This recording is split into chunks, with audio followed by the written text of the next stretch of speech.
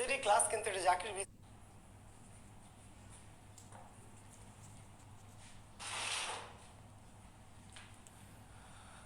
আচ্ছা শিক্ষার্থী বন্ধুরা, দুঃখিত এবং যারা প্রশ্ন করেছেন আমি বকা দিয়েছি, বকা ফেরত নিচ্ছি। এইটা আমাদের পেজেরই ক্লাস, কিন্তু এটা জাকির বিসিএস, ওখানেও আবার লাইভ দেখাচ্ছে। জি, তো এর জন্য আমি বুঝি নাই। ঠিক আছে, আচ্ছা ওকে, থ্যাংক ইউ। আপনারা যে কে কি বলেন আর কে কি আমার মাঝে মাঝে বিভ্রান্ত করে দেন, হ্যাঁ এটা মহা বিপদ। এই কিছু কিছু পোলাপান আছেন অযথাই ক্লাসটাকে হ্যাম্পার করেন। আপনাদের সাহিত্য টিউটোরিয়াল গ্রুপ থেকে ক্লাসটা তো দেখা যাচ্ছে নাকি? যদি দেখা যায় তাহলে মানে কি সমস্যা আমি বুঝলাম না। আপনারা মানে এই দুই চারজন পোলাপনের জন্য ক্লাসটা, আমি যতই ভাবছি যে ক্লাসটা হ্যাম্পার্ড করবো না, তবু ক্লাসটি বারবার শুধু হ্যাম্পার্ড হচ্ছে আপনাদের জন্য। এগুলো খুঁজে খুঁজে আমি বের করে দেবো কয়েকজনকে ব্যাচ থেকে। আচ্ছা, তো শিক্ষার্থী বন্ধুরা আমরা ক্লাসে আসছি, তাহলে আমরা শুরু করছি। চণ্ডীমঙ্গল কাব্য, তাহলে চণ্ডীমঙ্গল কাব্য কাকে উদ্দেশ্য করে বা কাকে নিয়ে রচিত হয়েছে? চণ্ডীমঙ্গল কাব্য কাকে নিয়ে রচিত হয়েছে?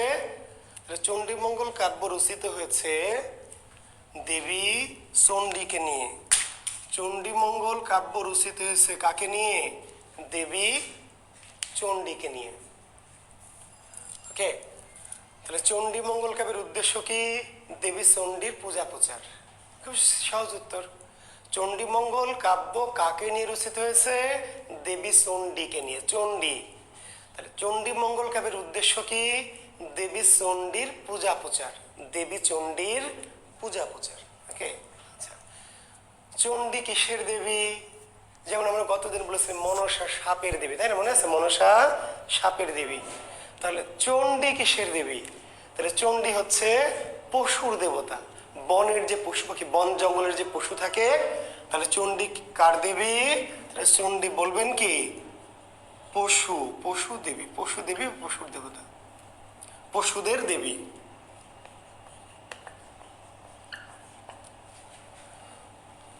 চণ্ডী হচ্ছে পশুদের দেবী, বনের যে পশু তাদের দেবী হচ্ছে চণ্ডী। ঠিক আছে, মনসা কার দেবী? সাপের দেবী। আর চণ্ডিকার দেবী বনের পশুদের দেবী। চণ্ডী দেবীর অপর নাম কি? অভয়া। চণ্ডী দেবীর অপর নাম হচ্ছে অভয়া। চণ্ডী দেবীর অপর নাম, জি, তাহলে চণ্ডী মঙ্গল কাব্যের অপর নাম কি? অভয়া মঙ্গল। ঠিক আছে, জি, চণ্ডীর অপর নাম ভবানী। চণ্ডী মঙ্গল কাব্যের অপর নাম কি? ভবানী মঙ্গল। তাহলে দেবী চণ্ডীর অপর নাম অভয়া, দেবী চণ্ডীর অপর নাম কি? ভবানী। তাহলে চণ্ডী মঙ্গল কাব্যের অপর নাম কি? অভয়া মঙ্গল। চণ্ডী মঙ্গল কাব্যের অপর নাম কি? ভবানী মঙ্গল। জি, অভয়াকে, আচ্ছা, চণ্ডীর পূজা কারা করে? এই যে বনের পশু দেবতা। এবং গতদিন একটি কথা বলেছি বারবার, যে এই যে চণ্ডী দেবী, যে মনসা দেবী, এরা পৌরাণিক মানে হিন্দু পুরাণের যে মূল দেবদেবী, সেই দেবদেবী না, এরা হচ্ছে লৌকিক, মানুষের মন থেকে সৃষ্টি। লৌকিক দেবদেবী কারা? যারা মানুষের কি মন থেকে নানান ভয় ভীতির কারণে যে দেবদেবীগুলি সৃষ্টি হয়েছে। যেমন পূর্ব বাংলায় বা এই ধরনের বাংলা অনেক সাপ, তো সাপের ভয়ে মানুষ কি করলো, ভালো যে সাপের পূজা করতে হবে, তাহলে সাপ আর কামড় দেবে না, তাহলে সাপের দেবী মনসার সৃষ্টি হলো। বনে, এবং এখন আমাদের যে সুন্দরবন, আমাদের বাংলাদেশ এবং কলকাতার বা ভারতের যে সুন্দরবন, সুন্দরবন এলাকার এখন অনেক মানুষ চণ্ডী দেবীর পূজা করে। চণ্ডী দেবী চণ্ডীর পূজা করে। এমনকি কিছু মুসলমান সম্প্রদায় যারা বনাঞ্চলে থাকে, বনে যায়, যারা বাওয়ালি মোয়াল, যারা বন থেকে কাঠ কাটে মধু সংগ্রহ করে, এরা বনে যাওয়ার আগে কি করে? চণ্ডী দেবীর পূজা করে যায়। কেন চণ্ডী দেবীর পূজা করে যায়? এই যে বংশ পরম্পরা একটা বিশ্বাস। বিশ্বাস কি? যদি চণ্ডী দেবীর পূজা করে বনে যাওয়া যায়, তাহলে কি বনের পশু দ্বারা আক্রান্ত হবে না, বনের পশু কোনো ক্ষতি করবে না। এটা মানুষের একটা বিশ্বাস, লোকের সাধারণ মানুষের মনে একটা বিশ্বাস। চণ্ডী দেবীর পূজা করলে পূজা করে বনে গেলে বনের পশুরা কোনো ক্ষতি করবে না, কারণ চণ্ডীর ইশারা ছাড়া বনের পশু তো আপনাকে আক্রমণ করবে না, এটা মানুষের বিশ্বাস। কাজে চণ্ডী খুশি থাকলে বনের পশু আপনাকে আক্রমণ করবে না। আচ্ছা, চণ্ডী দেবীর পূজা করে বনে গেলেন, তাও যদি আপনাকে পশুর আক্রমণ করে, তাহলে বুঝতে হবে আপনার পূজাটা ভালো হয়নি, পূজায় ঘাপলা আছে, ঝামেলা আছে। জি, চণ্ডীর পূজা করলে, চণ্ডী খুশি হলে বনের পশু আপনাকে আক্রমণ আঘাত করার কথা না, কিন্তু আপনি পূজা করে বনে গেছেন তবুও বনের পশু দ্বারা আক্রান্ত হয়েছেন, তার মানে বোঝায় যে চণ্ডী দেবীর পূজা কি ভালো হয়নি, চণ্ডী দেবী আপনার প্রতি খুশি হয়নি। জি, তো এখন এই চণ্ডীমঙ্গল কাব্যের যে আদি কবি চণ্ডীমঙ্গল, তাহলে চণ্ডীমঙ্গল কি জাতীয় মঙ্গল কাব্য? লৌকিক। মনসা মঙ্গল, চণ্ডীমঙ্গল, ঠিক আছে, তারপর শিব মঙ্গল, এই মঙ্গল কাব্যগুলোকে বলে লৌকিক মঙ্গল কাব্য। লৌকিক, মনসা মঙ্গল, চণ্ডী মঙ্গল, শিব মঙ্গল লৌকিক। আর অন্নদা মঙ্গল, দুর্গা মঙ্গল, ঠিক আছে, এই ধরনের কাব্যগুলোকে বলা হয় পৌরাণিক। জি, পুরাণ। এখন চণ্ডী মঙ্গল কাব্যের আদি রচয়িতার নাম কি? মানিক দত্ত। চণ্ডী মঙ্গল কাব্যের আদি রচয়িতার নাম, চণ্ডী মঙ্গল কাব্যের আদি রচয়িতার নাম মানিক দত্ত। চণ্ডী মঙ্গল কাব্যের প্রথমে যিনি লিখেছেন সেই ভদ্রলোকের নাম কি? মানিক দত্ত। আর চণ্ডী মঙ্গল কাব্যের শ্রেষ্ঠ কবির নাম কি? মুকুন্দরাম চক্রবর্তী। চণ্ডী মঙ্গল কাব্যের আদি কবি মানিক দত্ত, আর চণ্ডী মঙ্গল কাব্যের আরো শ্রেষ্ঠ কবি, চণ্ডী মঙ্গল কাব্যের শ্রেষ্ঠ কবির নাম মুকুন্দরাম চক্রবর্তী। এবং এই ভদ্রলোক আমাদের বিসিএস সহ সকল জবের পরীক্ষায় অত্যন্ত ইম্পর্টেন্ট। বাংলাদেশে যত রকম পরীক্ষা হয় মুকুন্দরাম চক্রবর্তী অতি গুরুত্বপূর্ণ। কেন? মধ্যযুগের সর্বশ্রেষ্ঠ কবির নাম কি? মুকুন্দরাম চক্রবর্তী। শুধু চণ্ডী মঙ্গলেরই শ্রেষ্ঠ কবি না, তাহলে চণ্ডী মঙ্গলের শ্রেষ্ঠ কবিকে মুকুন্দরাম চক্রবর্তী, আর চণ্ডী মঙ্গলের শ্রেষ্ঠ কবি মুকুন্দরাম চক্রবর্তী সমগ্র মধ্যযুগের, সমগ্র ওই যে 1201 থেকে 1800 পর্যন্ত এই সমস্ত মধ্যযুগের অন্যতম শ্রেষ্ঠ কবি মুকুন্দরাম চক্রবর্তী। এবং একটু অতিরিক্ত তথ্য প্রসঙ্গে দিয়ে রাখি যে সমালোচকদের মতে যে মধ্যযুগের কোন কবি আধুনিক যুগে জন্মালে ঔপন্যাসিক হতেন, মধ্যযুগের কোন কবি আধুনিক যুগে জন্মালে ঔপন্যাসিক হতেন বা উপন্যাসের জনক হতেন, এমন একটি কেউ কেউ সমালোচক অর্থাৎ ভাবলেন যে মুকুন্দরাম যদি মধ্যযুগে জন্মেছেন বলে কবি, যদি এই ভদ্রলোক আধুনিক যুগে জন্মাতেন তাহলে তিনি কবি না হয়ে কি ঔপন্যাসিক হতেন। তো এটি জেনে রাখেন যে মধ্যযুগের কোন কবি আধুনিক যুগে জন্মালে উপন্যাসিক হতেন বলে সমালোচকরা মত প্রকাশ করেছেন। মুকুন্দরাম চক্রবর্তী, যাকে বলা হয় সমস্ত মধ্যযুগের শ্রেষ্ঠ, সর্বশ্রেষ্ঠ কবি মুকুন্দরাম চক্রবর্তী। জন্ম কোথায়? বর্ধমান জেলার দামুন্না। বর্ধমানের কি পশ্চিমবঙ্গের মেদিনীপুরের, বর্ধমান মেদিনীপুর জেলার দামুন্না, দামুন্না বা কোনো বয়সের দামিন্না, মেদিনীপুর জেলার দামুন্না। না, বেকার যুবক, ভুল শুনেছেন। ভারতচন্দ্র মধ্যযুগের শ্রেষ্ঠ কবি না, মধ্যযুগের শেষ কবি। ভারতচন্দ্র মধ্যযুগের শেষ কবি। আমি বলবো ভাই, আমি বলবো, ওয়েট করেন। তাহলে মুকুন্দরাম চক্রবর্তীর জন্ম কোথায়? মেদিনীপুর জেলার দামুন্না গ্রাম, দামুন্না। জি, এই দামুন্না গ্রামে মেদিনীপুর জেলায় তিনি বাস ছিল। তিনি সেই এলাকার জমিদারের অত্যাচারে সেখান থেকে তিনি ভিটা ছাড়া হয়ে কি সেখান থেকে চলে যান এবং পরে বাঁকুড়ায় গিয়ে আশ্রয় নেন। বাঁকুড়া, কোথায় গিয়ে আশ্রয় নেন? বাঁকুড়া। আমাদের রিটেন পরীক্ষার জন্য আমি একটা প্রতিশ্রুতি দিয়েছিলাম যে আমি শুধু পিলির জন্য কিন্তু এই সাহিত্য কোর্সটি করাচ্ছি না, নিশ্চয় আপনাদের মনে আছে। সাহিত্যের সাথে রিটেন, তো রিটেন হবে মুকুন্দরাম চক্রবর্তীর পরিচয় দাও। তো মুকুন্দরাম চক্রবর্তীর পরিচয় দিতে গেলে আপনার এটা লাগবে। তাহলে কবি কি করলেন? তার জন্মস্থান ছিল জমিদারের অত্যাচারে ডিহিদার মামুদ শরীফ, ডিহিদার অত্যাচারী শাসক ছিল ডিহিদার মামুদ শরীফ। মেদিনীপুরের জমিদার ছিল ডিহিদার মামুদ শরীফ, মামুদ। ডিহিদার মামুদ শরীফ অত্যাচারে, ডিহিদার মানে জমিদার, তার অত্যাচারে অতিষ্ঠ হয়ে ভিটে বাড়ি ছেড়ে মেদিনীপুরের, ঠিক আছে, ওই নিজের বাড়ি থেকে চলে গেলেন কোথায়, বাঁকুড়া। এই বাঁকুড়ায় গিয়ে কি, বাঁকুড়ার রাজা বাঁকুড়া রায়, এই বাঁকুড়া রায়ের দরবারে তিনি আশ্রয় গ্রহণ করলেন, সভাকবির পদ পেলেন। মুকুন্দরাম চক্রবর্তী মেদিনীপুর ছেড়ে চলে গেলেন কোথায়, বাঁকুড়া জেলায়। বাঁকুড়া, বাঁকুড়ার রাজাকে, এখন তো জেলা, তখন ছিল বাঁকুড়া, একটা জমিদারি পরগনা, সে বাঁকুড়ার রাজা ছিল বাঁকুড়া রায়। এই বাঁকুড়া রায়ের বাড়িতে তিনি আশ্রয় পেলেন এবং বাঁকুড়া রায়ের পুত্র ছিল রঘুনাথ রায়। বাঁকুড়া রায়ের পুত্রের নাম কি, রঘুনাথ রায়। এই রঘুনাথ রায়কে, রঘুনাথ রায়ের মাস্টার হিসেবে দায়িত্ব পেলেন। বাঁকুড়া রায়, রাজা বাঁকুড়া রায়ের দরবারে তিনি স্থান পেলেন, আশ্রয় পেলেন এবং এই মুকুন্দরামের প্রতিভা দেখে বা কবিত্ব দেখে বা পাণ্ডিত্য দেখে বাঁকুড়ার তাকে তার পুত্র রঘুনাথ রায়ের কি গৃহ শিক্ষক হিসেবে নিয়োগ দিলেন। মুকুন্দরামের কাজ ছিল রঘুনাথ রায়কে জ্ঞান দেওয়া, পড়াশোনা করানো, আর পাশাপাশি বাঁকুড়া রায় রাজার দরবারে সাহিত্য চর্চা করা। তাহলে মুকুন্দরাম কার সভাকবি ছিলেন, বাঁকুড়া রায়। পৃষ্ঠপোষককে বাঁকুড়া রায়।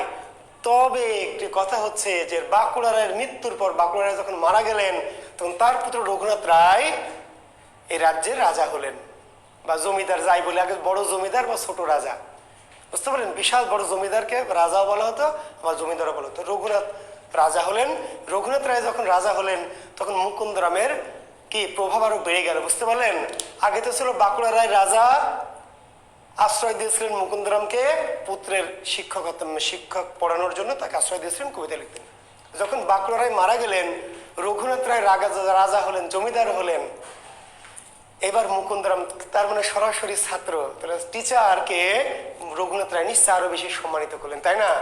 আপনারা যখন রাষ্ট্রপতি হবেন, শিক্ষামন্ত্রী হবেন, বলেন তো আমার তখন কি অবস্থা হবে, তাই না? জি, আপনারা আমার এই যে শিক্ষার্থীরা যখন কি একসময় শিক্ষামন্ত্রী হবেন, একসময় কোনো অর্থমন্ত্রী হবেন, একসময় রাষ্ট্রপতি হবেন, তখন আমাকে সম্মান দিবেন না? জি।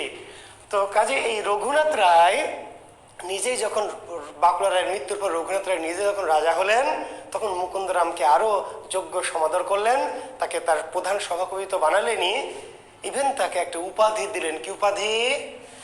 মুকুন্দরামের উপাধি কি, কবি কঙ্কন। কবি কঙ্কন, এই কবি কঙ্কন কার উপাধি?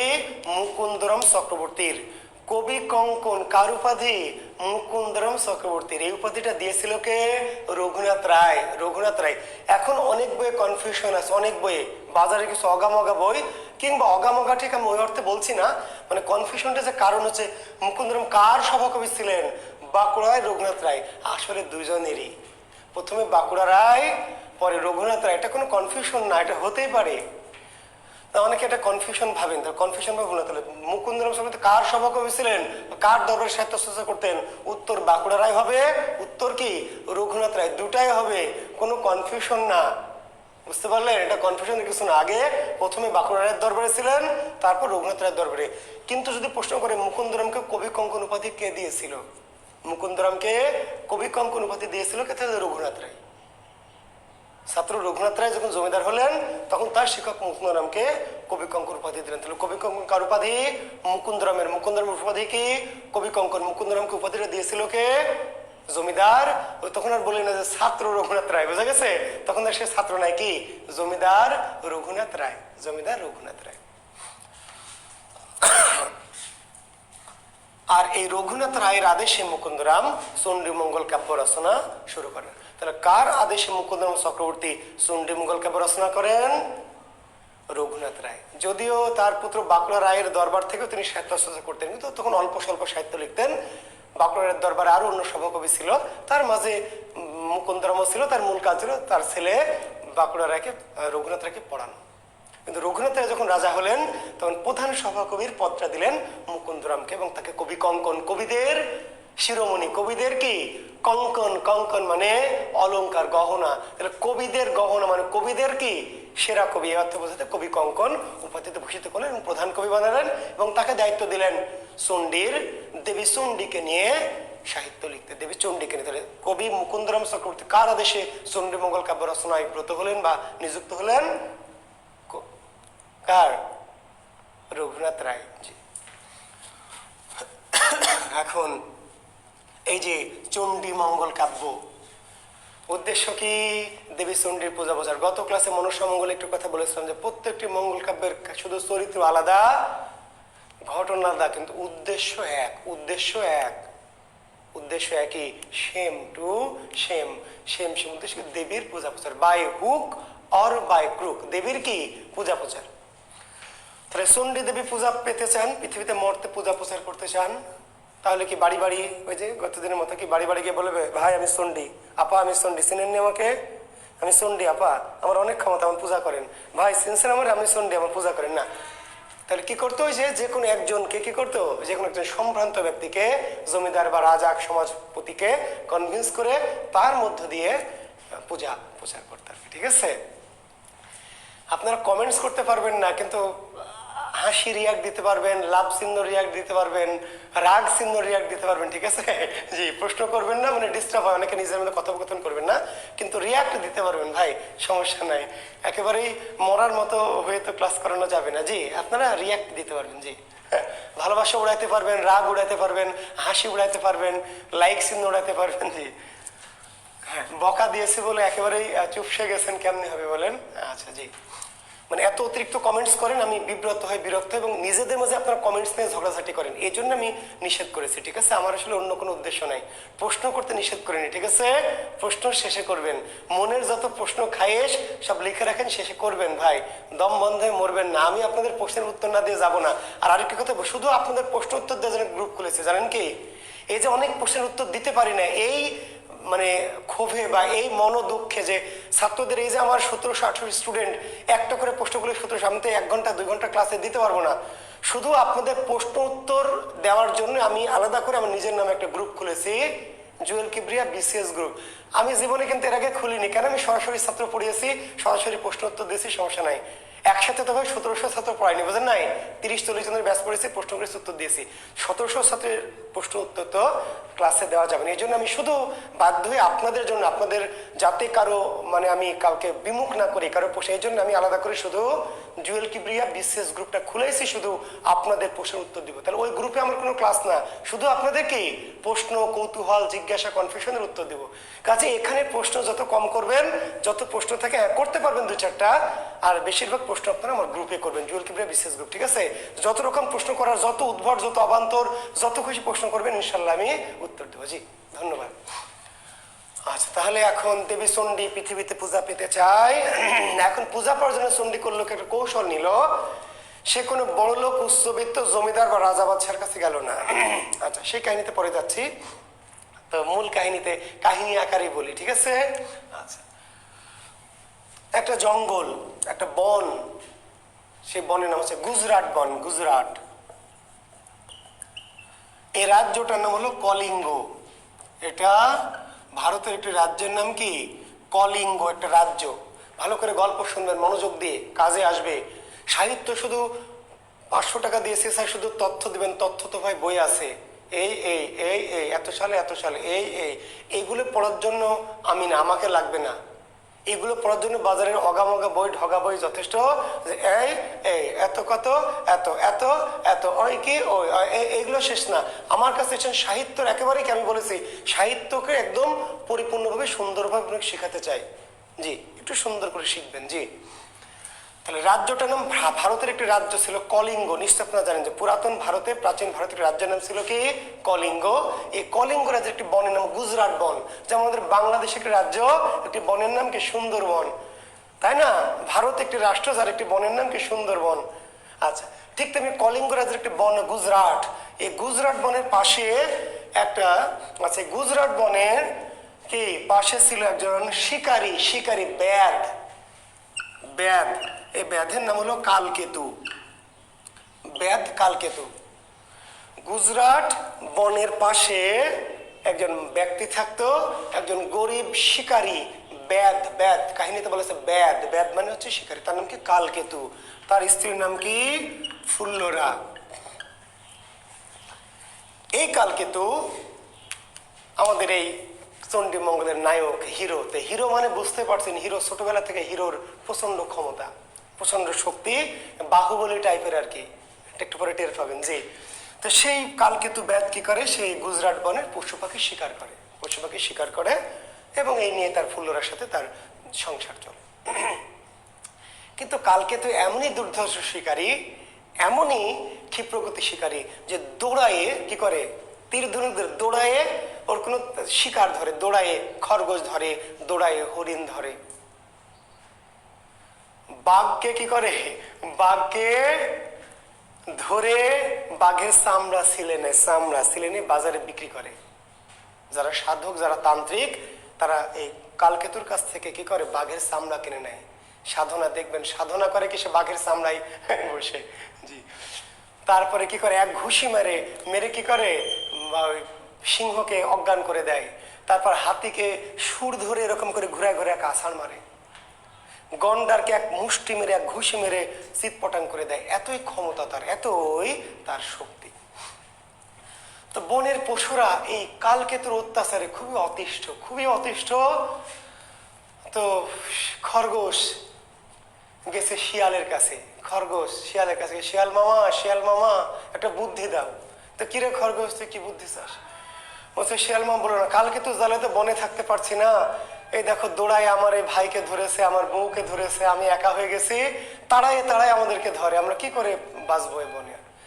শিয়াল বলছে, তুই আমার কথা আর বলিস না রে ভাই, তোর তো ধরে দেখ আমার লেজই নাই, কালকে তো আমার ধরে লেজ কেটে নিয়েছে। কেন লেজ কেটে নিয়েছে কেন?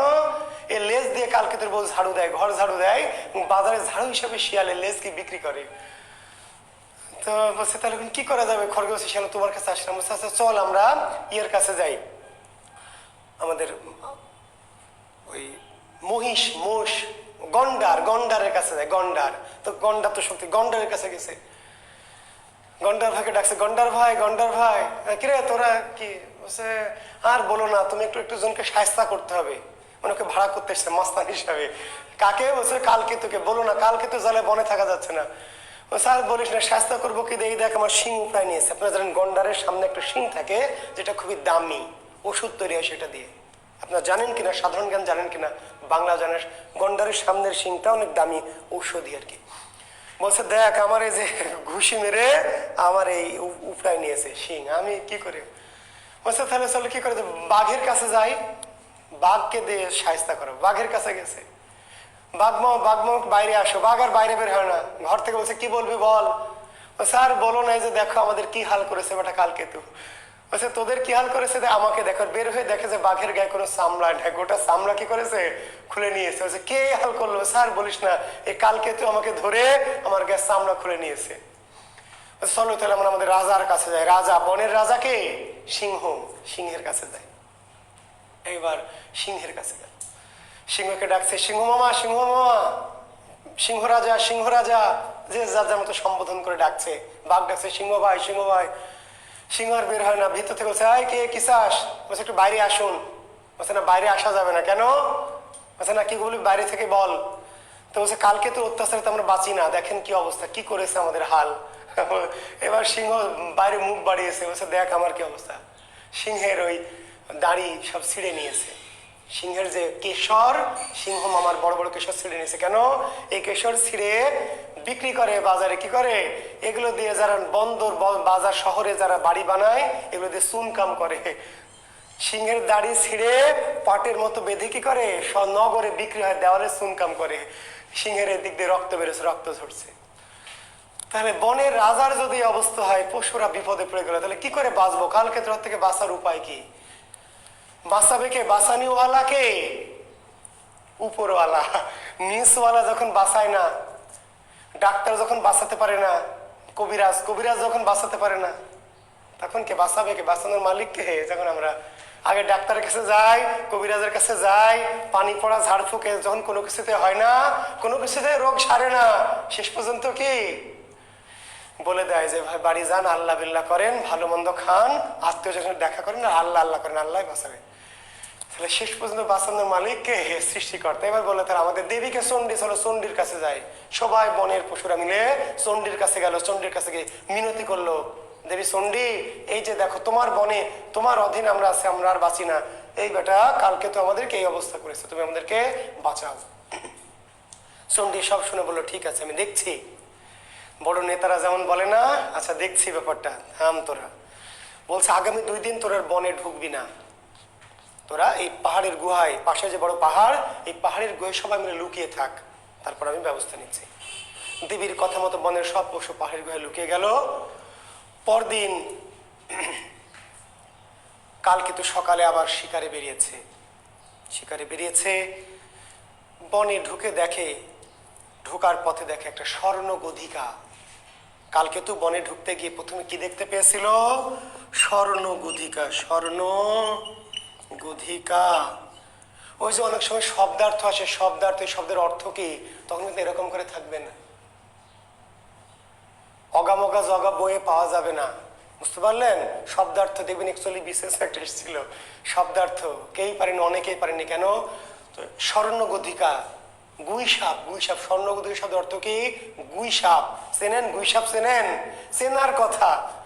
আর যদি একেবারে আপনি ভদ্রলোকের বাচ্চা হন, খুবই অভার বড় লোকের বাচ্চা, তাহলে চিনবেন না। আমাদের মতো সাধারণ মানুষ হলে, গ্রামের মানুষের চিনবেন। গুইসাপ, সোনালী কালারের। স্বর্ণ কেন? গধিকা মানে স্বর্ণ গধিকা কেন? গুইসাপের কালার কি একটু গোল্ডেন, দেখবেন গোল্ডেন কালার। জি, স্বর্ণ গধিকা দেখলো কালকে তো শিকারে যাবার সময়। তো গুইসাপ অমঙ্গলের প্রতীক। আমরা কিন্তু মধ্যযুগের একটা সাহিত্য পড়াবো আপনাদের, ডাক খনার বচন, ডাক খনার বচন, বুঝতে পারলেন? এগুলো কি মানুষ আগের যুগে কিছু জিনিস দেখলে বিশ্বাস করতে, মঙ্গল হয় অমঙ্গল হয়। গুইসাপ দেখে বের হলো অমঙ্গল, শূন্য কলসি দেখে বের হলো অমঙ্গল, শূন্য কলসি। তারপরে শুকনায় নাও, শূন্য জায়গায়, শুকনা জায়গায় নৌকা, এগুলো দেখলো অমঙ্গল। কাক কাকা করছে, তাহলে অমঙ্গল। হ্যাঁ, আবার ভরা কলসি, ভরা ঘট, পূর্ণ কলস, মঙ্গল। পূর্ণ কলস, পূর্ণ ঘট। গাভী, গর্ভবতী গাভী, খুবই মঙ্গল। গর্ভবতী গাভী থেকে বের হবেন। এই জন্য আগে যখন গরু পুষত, সম্ভ্রান্ত ঐতিহ্যবাহী বাড়ি মানে কি, যে বাড়িতে গরু নাই বোঝা যাবে সেই বাড়ি ঐতিহ্য সম্ভ্রান্ত না। গরু রাখতো, গর্ভবতী গাভী থাকবে, যেটা দেখে বের হলে কি কল্যাণ, মঙ্গল। এগুলোকে আমরা বলি ডাক। ডাক আমরা পড়াবো, লোকবিশ্বাস, লোক সংস্কার, বুঝতে পারলেন? এগুলো আমরা মধ্যযুগের শেষে গিয়ে পড়াবো। তো গুইসাপ দেখে কালকে তো খুব মেজাজ খারাপ হলো, যে একে দেখে আজকে এই গুইসাপের সাথে দেখা হলো, আজকের দিনটা মনে হয় খারাপই আছে। তো যাই হোক, তবু কি বের হলো আর কি। বনে গিয়ে দেখে সত্যি কোনো পশু পাখি নাই। বনে এত পশু পাখিতে ঠাসা, কোনো পশু পাখি নাই। চারদিকে তাকায় শুধু খাকা শূন্য, ফাঁকা। কি করবে? শিকার নাই। অনেক দূরে দেখে একটা হরিণ। যাক, একটা হরিণ তো পেয়েছি, এবার দৌড়ায় যে হরিণটা ধর। যে হরিণটা ধরলো দেখে তো মা কিছু নাই।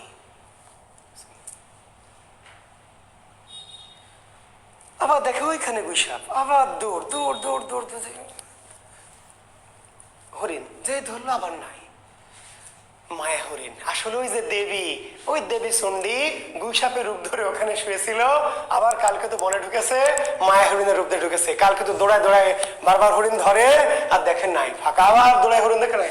এইভাবে সকাল থেকে শুরু করে দুপুর পার হয়ে গেল, যতই ধরে কিছুই নাই। ক্লান্ত হয়ে গেল, দুপুর গড়িয়ে বিকাল হয়ে গেল, ক্লান্ত রিক্ত, কিছুই পায়নি। কি করবে? ক্ষুধার্ত হয়ে অবসন্ন হয়ে পাশে কালিনী নদীতে নেমে কি করলো, একটু পানি খেলো। পানি টানি খেয়ে আবার ফিরে আসছে, কিছুই পেল না। শিকার, খুবই মন খারাপ। এরকম তো কখনোই ঘটেনি। বের হওয়ার মুখে দেখা আবার ওই গুইসাপ, বনের রাস্তার পাশে আবার ওই গুইসাপ। এবার মেজাজ গেল খারাপ হয়ে, বেটা বেয়াদব, এই গুইসাপকে দেখে ঢুকে আজকে আমার এই অবস্থা। এবার ওইটাকে পাকড়াও করেছে, আজ তোকেই শিখ পোড়া, বলছে আজকে তোরে করবো শিখ পোড়া। গুইসাপটা ধরে ওর ঝুলির ভিতরে ঢুকাই নিয়েছে, পিঠে, শিকারীদের পিঠে ঝুড়ি থাকে, ঝুড়িতে ঢুকাই নিয়েছে। বলছে আজকে যদি কিছু পাইনি, আর তোকে দেখে ঢুকেছি বলে আজকে আমার এই দশা, আজকে তোকে কি করবো, ওই যে বিয়ার গ্রিলস ভাইয়ার মতো তোকে কি করবো, শিখ পোড়া করে খাবো। নিয়ে চলে গেল, বাড়ি গেল। এদিকে কাল ফুল্লর অপেক্ষা করছে, ফুল্লরা, কালকে তোর স্ত্রী ফুল্লর অপেক্ষা করছে। স্বামী প্রতিদিন যায় আর আসে, এই বনে ঢোকে আর শিকার নিয়ে চলে আসে। আজকে আসে না, না জানি কত শিকার নিয়ে আসছে। দূর থেকে দেখে, দুপুর গড়িয়ে বিকাল হয়ে যাচ্ছে, দেখে দূর থেকে আসছে। কালকে তো একা হাতে কিচ্ছু নাই, ঝুড়িও ফাঁকা। কি ব্যাপার? এসে জিজ্ঞেস করছে কি ব্যাপার, শিকার করে? বলছে বলো না আর বউ, আজকে শিকার পাইনি। শিকার পাওনি মানে? এই বনে শিকার পাওনি, তুমি যাও প্রতিদিন 1 ঘন্টার মধ্যে শিকার করে নিয়ে আসো, আর শিকারই পাওনি, কি বলো এগুলা? স্যার বলিস না, কি যে হলো আজকে, শিকার পেলাম না, মনটাও খুব খারাপ। তো কি করতে হচ্ছে, ফুল হচ্ছে কি খাবো, এটা তো দিন আনে দিন খাওয়া।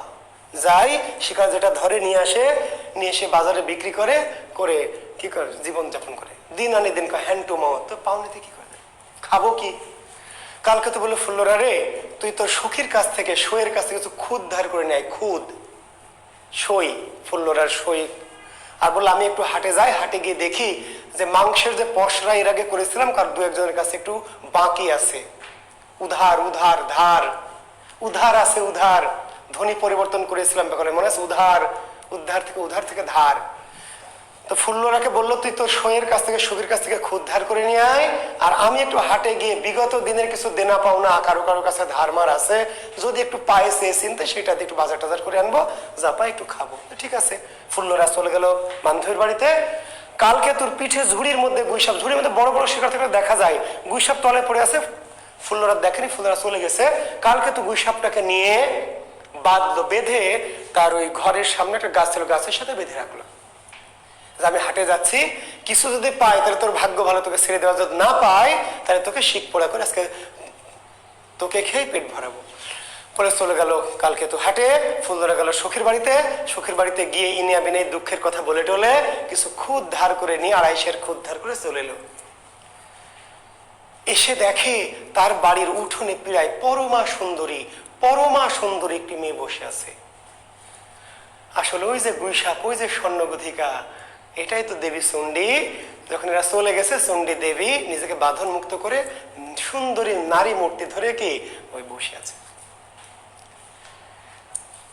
এবার ফুল্লর আর তো মাথায় নষ্ট, এত সুন্দরী একটি মেয়ে, তার বলছে তুমি কি চান, আপনি কি চান, কাকে চান, কেন এসেছেন? বলছে কিছু চাই না, এখানে আছে, এটাই আমার বাড়ি।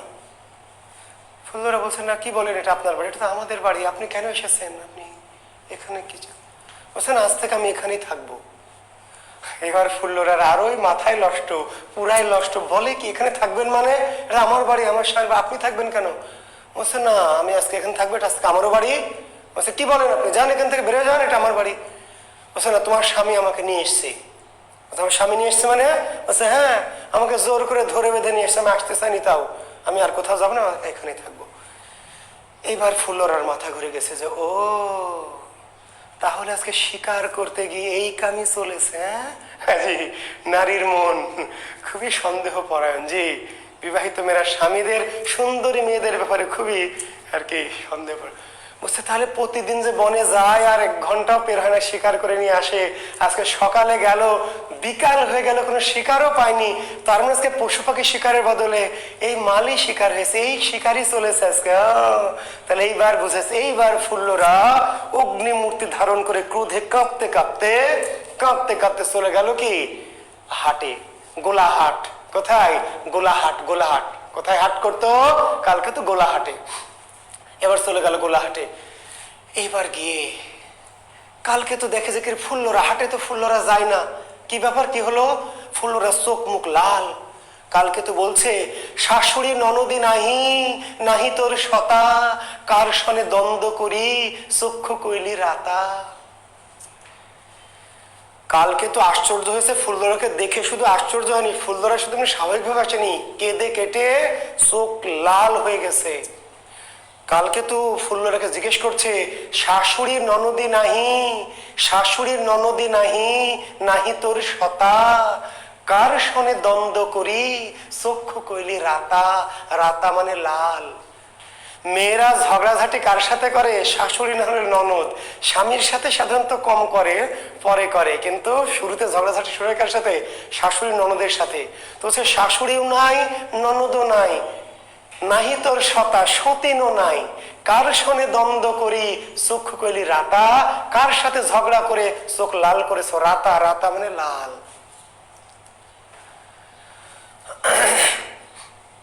ফুল্লরা বলছে ও বোঝো না, না নেকা শাস্তেছ আমার কাছে, আমি তোমাকে সরল বিশ্বাসে এভাবে ভালোবেসে ছেড়ে দিই বনে জঙ্গলে, আর তোমার এই এই না।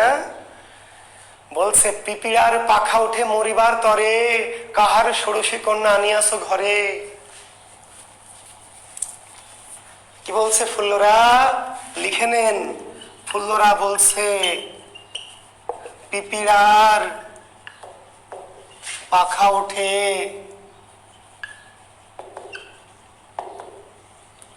মরিবার তরে,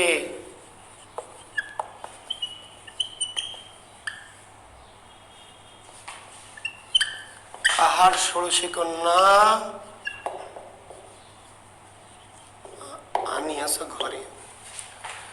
পিপিড়ার পাখা উঠে মরিবার তরে, কাহার ষোড়শী কন্যা আনিয়াছ ঘরে। এই লাইনটা আসবে কার উক্তি, কার? ফুল্লরার। এই প্রবাদটি কোন রচনার? চণ্ডীমঙ্গল কাব্যের। এই প্রবাদের রচয়িতাকে মুকুন্দরাম চক্রবর্তী। অগামগা বই পড়ে কি এসব তথ্য পাওয়া যাবে? পাওয়া যাবে কখন? যখন বিশেষে আসবে তারপরে। একবার এসেই দেখুক, তারপরে দেখেন। আসার পরে আপনার তো লাভ হবে না, বইওয়ালার লাভ হবে। আপনার লাভ কি? আপনি বলবেন যে স্যার ঠিক আছে, তারপরে এবার আসো, পড়ে রেডি হয়ে থাকবেন, তারপরে এবার এইটা আসবে না, অন্য একটা আসবে। কাজেই শুধু কি এসছে বললাম, বাজারের প্রচলিত গাইড মার্কা বই থেকে বিশেষ প্রস্তুতি নিলে অন্তত সাহিত্যের প্রস্তুতি হবে না ভাইরা আমার। জি, কাজে 500 টাকা দিয়ে অনেকে যারা দুঃখ কষ্টে আছেন, অনেকে কমেন্টে দুঃখ কষ্টের কথা লেখেন যে স্যার কি পড়ায়, কেমনে পড়ায়, কিছু বুঝি না, হ্যান ত্যান। তাদের কপাল খারাপ আছে। আমার পড়াও যে বোঝে না, আমাকেও যে বোঝে না, তার কপাল অন্তত লেখাপড়ার লাইনে খুব খারাপ, অন্য লাইনে ভালো হতে পারে। শিক্ষার লাইনে আমাকে অবজ্ঞা অবহেলা করবে, আমাকে না বুঝলে তার কপাল খুব দুঃখ আছে। তাহলে ফুল্লরা কালকে তোকে বলছে, পিপিড়ার পাখা উঠে মরিবার তরে, কাহার ষোড়শী কন্যা আনিয়াছ ঘরে। তোমার কি মরার ফোর উঠেছে, পাখা গজাইছে না? আমাকেই খেতে দিতে পারো না, দিনে কোনোদিন খেয়ে না খেয়ে থাকি, আর ষোড়শী সুন্দরী কন্যাবার ঘরে নিয়ে এসছে। বুড়া বয়সে তোমার ভীমরতি ধরেছে নাকি? কাহার ষোড়শী কন্যা আনিয়াছ ঘরে। ষোড়শী বোঝেন তো নাকি? জি, 16 বছর বয়সী নারীর সৌন্দর্যের একদম পিক আওয়ার 16 বছর ষোড়শী। জি, তারপর অষ্টাদশী পর্যন্ত নারীর সৌন্দর্য থাকে।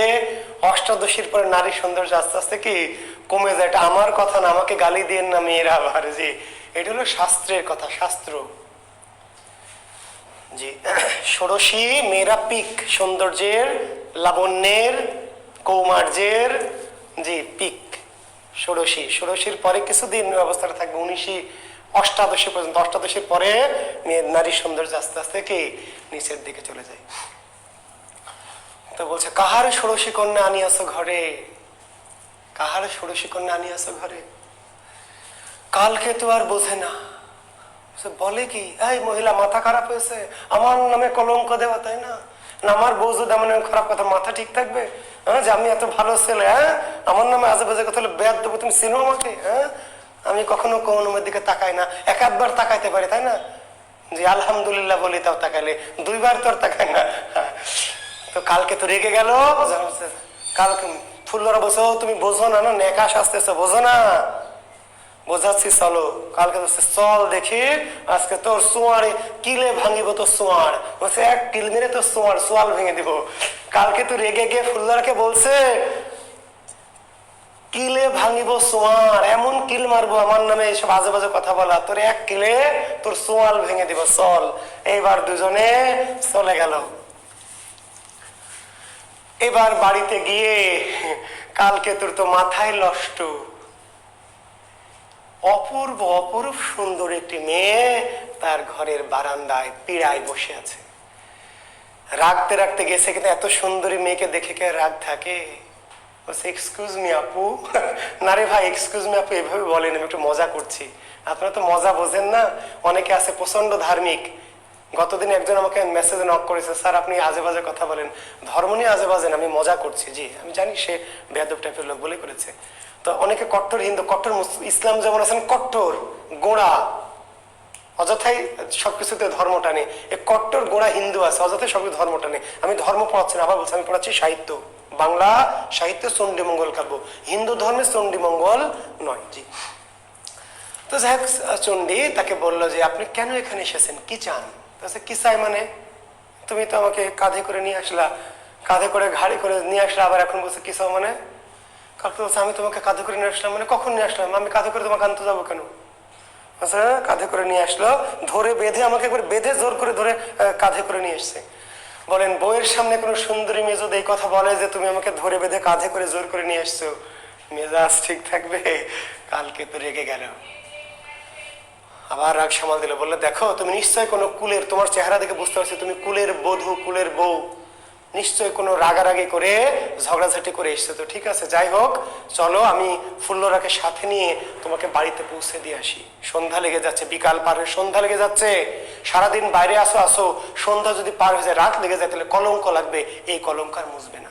সারাদিন বাইরে আসো, সেই কলঙ্কটা অল্প একটু কলঙ্ক হলে মুছে যাবে, কিন্তু রাত যদি হয়ে যায় আর এই কুলের কোনো রমণীর নারী যদি রাতে কোথাও থাকে, তাহলে তার কলঙ্ক আর কখনোই কি দূর হবে না। কাজে চলো, আমি একা যাব না, রাত যেহেতু হয়ে গেছে, তোমার ভয় না, আমি ফুল্লুরাকে সাথে করে নিয়ে তোমাকে তোমার বাড়িতে কি পৌঁছে দিয়ে আসি।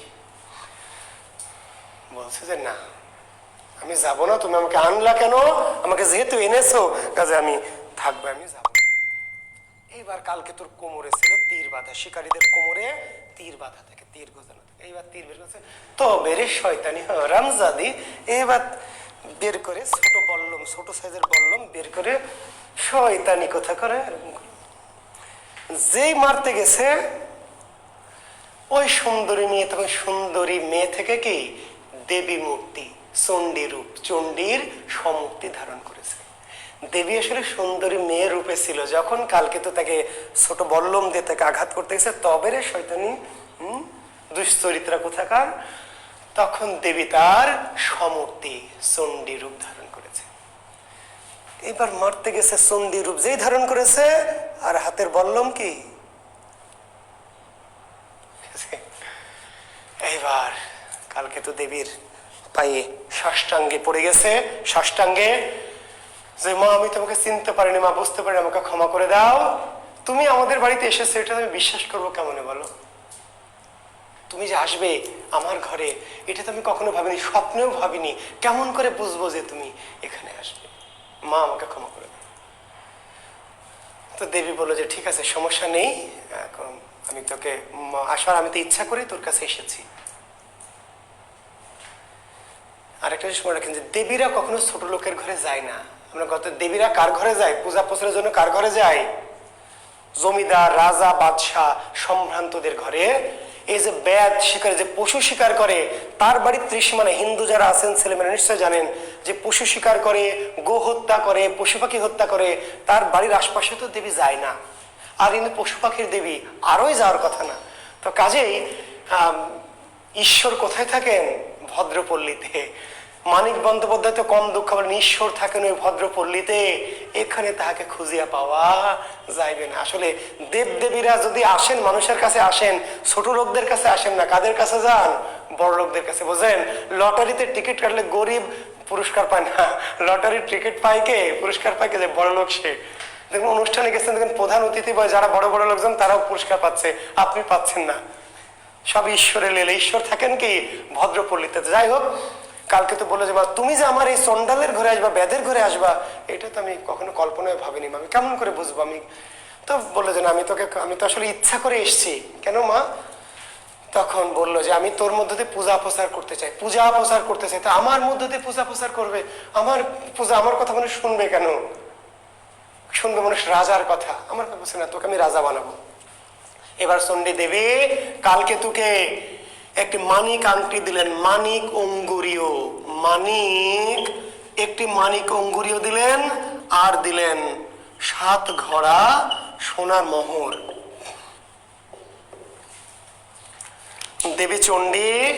দেবী চণ্ডী কি করলেন, এই কালকে তোকে একটি মানিক অঙ্গুরীয় দিলেন, একটি মানিক আংটি, এবং তার সাথে 7 ঘড়া সোনার মোহর দিলেন। একটা মানিক আংটির দাম কত জানেন? একটা মানিক অঙ্গুরে করলে 7 রাজার ধন। রাজার কাছে সোনা রূপা হীরা থাকতে পারে, মানিক থাকে না। মানিক সপ্ত সমুদ্র শেষে তবে মানিক মিলে, এবং মানিককে বলে 7 রাজা। 7 যে কোনো রাজার কাছে মানিক থাকে না, 7 রাজা মিলে হয়তো একটা মানিক থাকতেও পারে। সে 7 রাজা ধন একটা মানিক অঙ্গুরীয় দিল, আর 7 ঘড়া সোনার মোহর দিল, এবং বললো যেগুলো তুই বিক্রি করবি, হাটে নিয়ে গিয়ে বিক্রি করে যে টাকা পাবি, সেগুলো দিয়ে এই গুজরাট বনটা কেটে এখানে নগর তৈরি করবি। এখন কেউ কেউ প্রশ্ন করবেন, আমারও এই প্রশ্নটা হয়েছিল আমি যখন পড়তাম, দেবীর কাছে বনের পশু পাখিরা গেল যাতে কালকেতুর অত্যাচার থেকে রেহাই পাওয়া যায়, বনে যাতে তারা জীবনযাপন করতে পারে স্বাভাবিকভাবে। এবার দেবী কালকেতুকে কি বললো, যে তুই গুজরাট বনটা কেটে সাফ করে এখানে কি নগর তৈরি করবি। দেবী পশু পাখিকে, যেই পশু পাখিরা দেবীকে বাঁচানোর জন্য গেল, দেবী বন সাফ করে সেখানে নগর বানাতে বললো। এখন অনেকে বলবেন স্যার এটা আবার কেমন দেবী? আবার বলছি, লৌকিক দেবদেবী, লৌকিক দেবীর উদ্দেশ্য, মঙ্গল কাব্যের উদ্দেশ্য পূজা প্রচার। পশু পাখিকে বাঁচানোর জন্যই কাব্য না, কাব্য কি by hook or by crook দেবী চণ্ডীর পূজা প্রচার। কাজে কবি যেভাবে খুশি কবি নিজের মতো করে কি পূজা প্রচারটা কাহিনী তৈরি করেছেন। কাজে এখানে বিশ্বাস অবিশ্বাস সত্য মিথ্যে এগুলো দ্বিধাদ্বন্দ্বে যাবেন না দয়া করে, এবং এরকম অবাতুল প্রশ্নে যাবেন না। কাহিনী কবি যা বলেছে তাই কেন বললো, কেন স্যার এরকম হলো, সাহিত্যের এরকম কোনো সত্য নাই। সাহিত্যের সত্য কোনো ইউনিভার্সাল ট্রুথ নয়, এটা ঐশ্বরিক সত্য নয়। সাহিত্যের সত্য হচ্ছে লিটারারি ট্রুথ। জি, যাক, দেবী চণ্ডীর কথা মতো দেবী, তারপর দেবী দিয়ে দেবী অন্তর্হিত হলো। দেবী চণ্ডী কালকে তো সে মানিক আংটি নিয়ে হাটে গেল, মানিক আংটি নিয়ে হাটে গেল। হাটে তো গেল না, প্রথমে গেল একজন ব্যবসায়ী বেনে, তার নাম ছিল মুরারিশীল। চরিত্র লাগবে, চরিত্র। তাহলে ওই যে মগা বই দেখে, প্রচলিত বই দেখে পড়বেন যে চণ্ডী মঙ্গলের চরিত্র, হ্যাঁ কালকে তো ফুলার মরশীল, কালকে তো ফুলার মরশীল, কালকে তো ফুলার মরশীল চণ্ডী ভরদত্ত ভরদত্ত, এইভাবে চরিত্র মনে রাখলে ভালো হবে? ভালো হবে না ভাই, মাথায় এলোমেলো হয়ে যাবে, গুলিয়ে যাবে, একটা মিশে যাবে। কাহিনীর মধ্যে চরিত্র মনে রাখবেন। তাহলে এই যে মানিক আংটি নিয়ে কালকেতু কার কাছে গেল? ব্যবসায়ী। তাহলে মুরারিশীল কে ছিলেন? ব্যবসায়ী বেনে, বান্না, বান্না বলেছে কাহিনীতে, কি বলেছে? বান্না, বান্না। ওমর বানিয়া বন্ধুরে, সালমার গান শুনেছেন না? ওমর বানিয়া বন্ধুরে, এই বানিয়া মানে যারা সোনা রূপা দিয়ে জিনিস বানায়, বানিয়া বন্ধু, বান্না। তো বান্না শব্দের আবিধানিক অর্থ হচ্ছে ব্যবসায়ী, ব্যবসায়ী। তো মুরারিশীল কোন কাব্যের চরিত্র? চণ্ডী মঙ্গল। কি ধরনের চরিত্র? ব্যবসায়ী, বণিক। মুরারিশীলের কাছে গেল, গিয়ে যে আংটিটা বিক্রি করব। আংটিটা দেখে তো মুরারিশীলের মাথায় নষ্ট। মানিক আংটি, ব্যবসায়ী চেনে, মাল তো চেনে, বুঝে, বুঝতে পারে, মানিক আংটি দেখে বুঝতে পেরেছে এত দামি আংটি। কালকে তোকে বলছে সোনা রূপা নহে বাপা, এ ব্যাঙা পিতলা, ঘুষিয়া মাজিয়া বাপু হে করেছে উজ্জ্বলা। বুঝতে পেরেছে মানিক আংটি, কিন্তু কি ওই যে ব্যবসায়ী, যে ব্যবসায়ীদের ধর্ম কি ঠকানো, ফাঁকি দেওয়া। আমাদের ইসলামে ব্যবসাকে সবচেয়ে মানে দামি পেশা বলা হয়েছে। সবচেয়ে দামি পেশা ব্যবসা, যদি হালাল ব্যবসা হয়। জানেন কি, ব্যবসা হচ্ছে সবচেয়ে গুরুত্বপূর্ণ পেশা ইসলামে। কেন? যদি সেটি হালাল হয়। কারণ ব্যবসায় সাধারণত ঠক হয়, জোচ্চোর হয়, প্রতারক হয়। ব্যবসায় এরকম হয়, নিজের বাপকেও ঠকায়।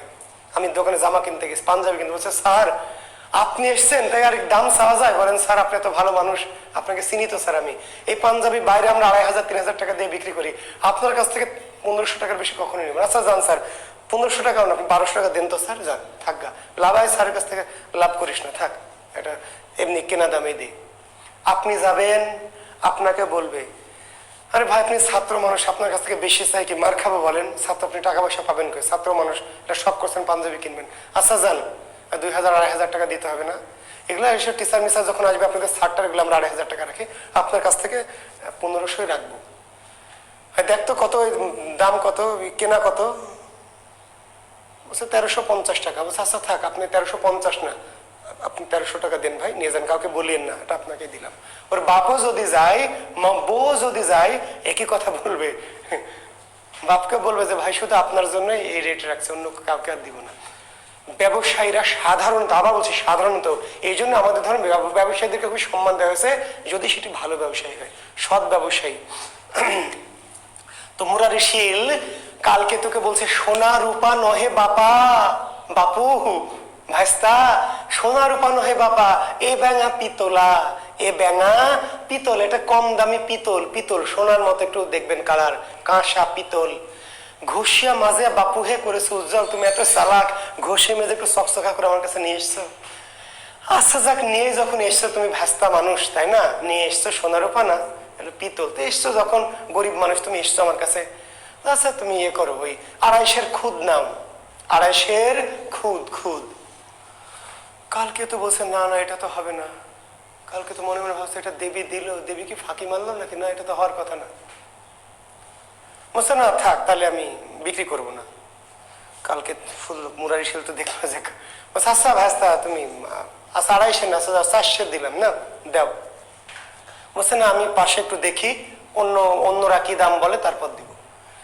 এবার মুরারি শিল দেখলো এবার তো কাহিনী খারাপ। বলছে ধর্মকেতু ভায়া শনে কইলু লেনা দেনা, তা হইতে বাপা তুমি হইয়াছো শিয়ানা। ধর্মকেতু ভায়া শনে কইলু লেনা দেনা, ধর্মকেতু ভায়া, ধর্মকেতুকে কালকেতুর পিতার নাম, কালকেতুর পিতার নাম ধর্মকেতু, মনে রাখেন। আমাদের চণ্ডী মঙ্গল কাব্যের নায়ক কালকেতু, কালকেতুর পিতার নাম কি ধর্মকেতু। মুরারি শিল বলছে ধর্মকেতু ভায়া শনে কইলু লেনা দেনা, তা হইতে বাপা তুমি হইয়াছো শিয়ানা। তোমার বাপ ধর্মকেতুর সাথে আমি লেনদেন করেছি, কোনোদিন দুই কথা হয়নি, আমি যা বলেছি তাই বিশ্বাস করেছে। আর তার ছেলে হয়ে তুমি এত বেয়াদব হয়েছো, তুমি খুব শিক্ষিত হয়ে গেছো নাকি? বলে না ভাই, কথা ঠিক না বে ঠিক? চিল্লাই কন ঠিক না বে ঠিক? আওয়াজ পকেটে রাখেন না, চিল্লাই কন ঠিক না বে ঠিক? তোমার বাপের সাথে আমি ব্যবসা করেছি, কোনোদিন দুই কথা হয়নি, লেনদেন করেছি, কোনোদিন দুই কথা হয়নি, আমাকে সম্মান করেছে।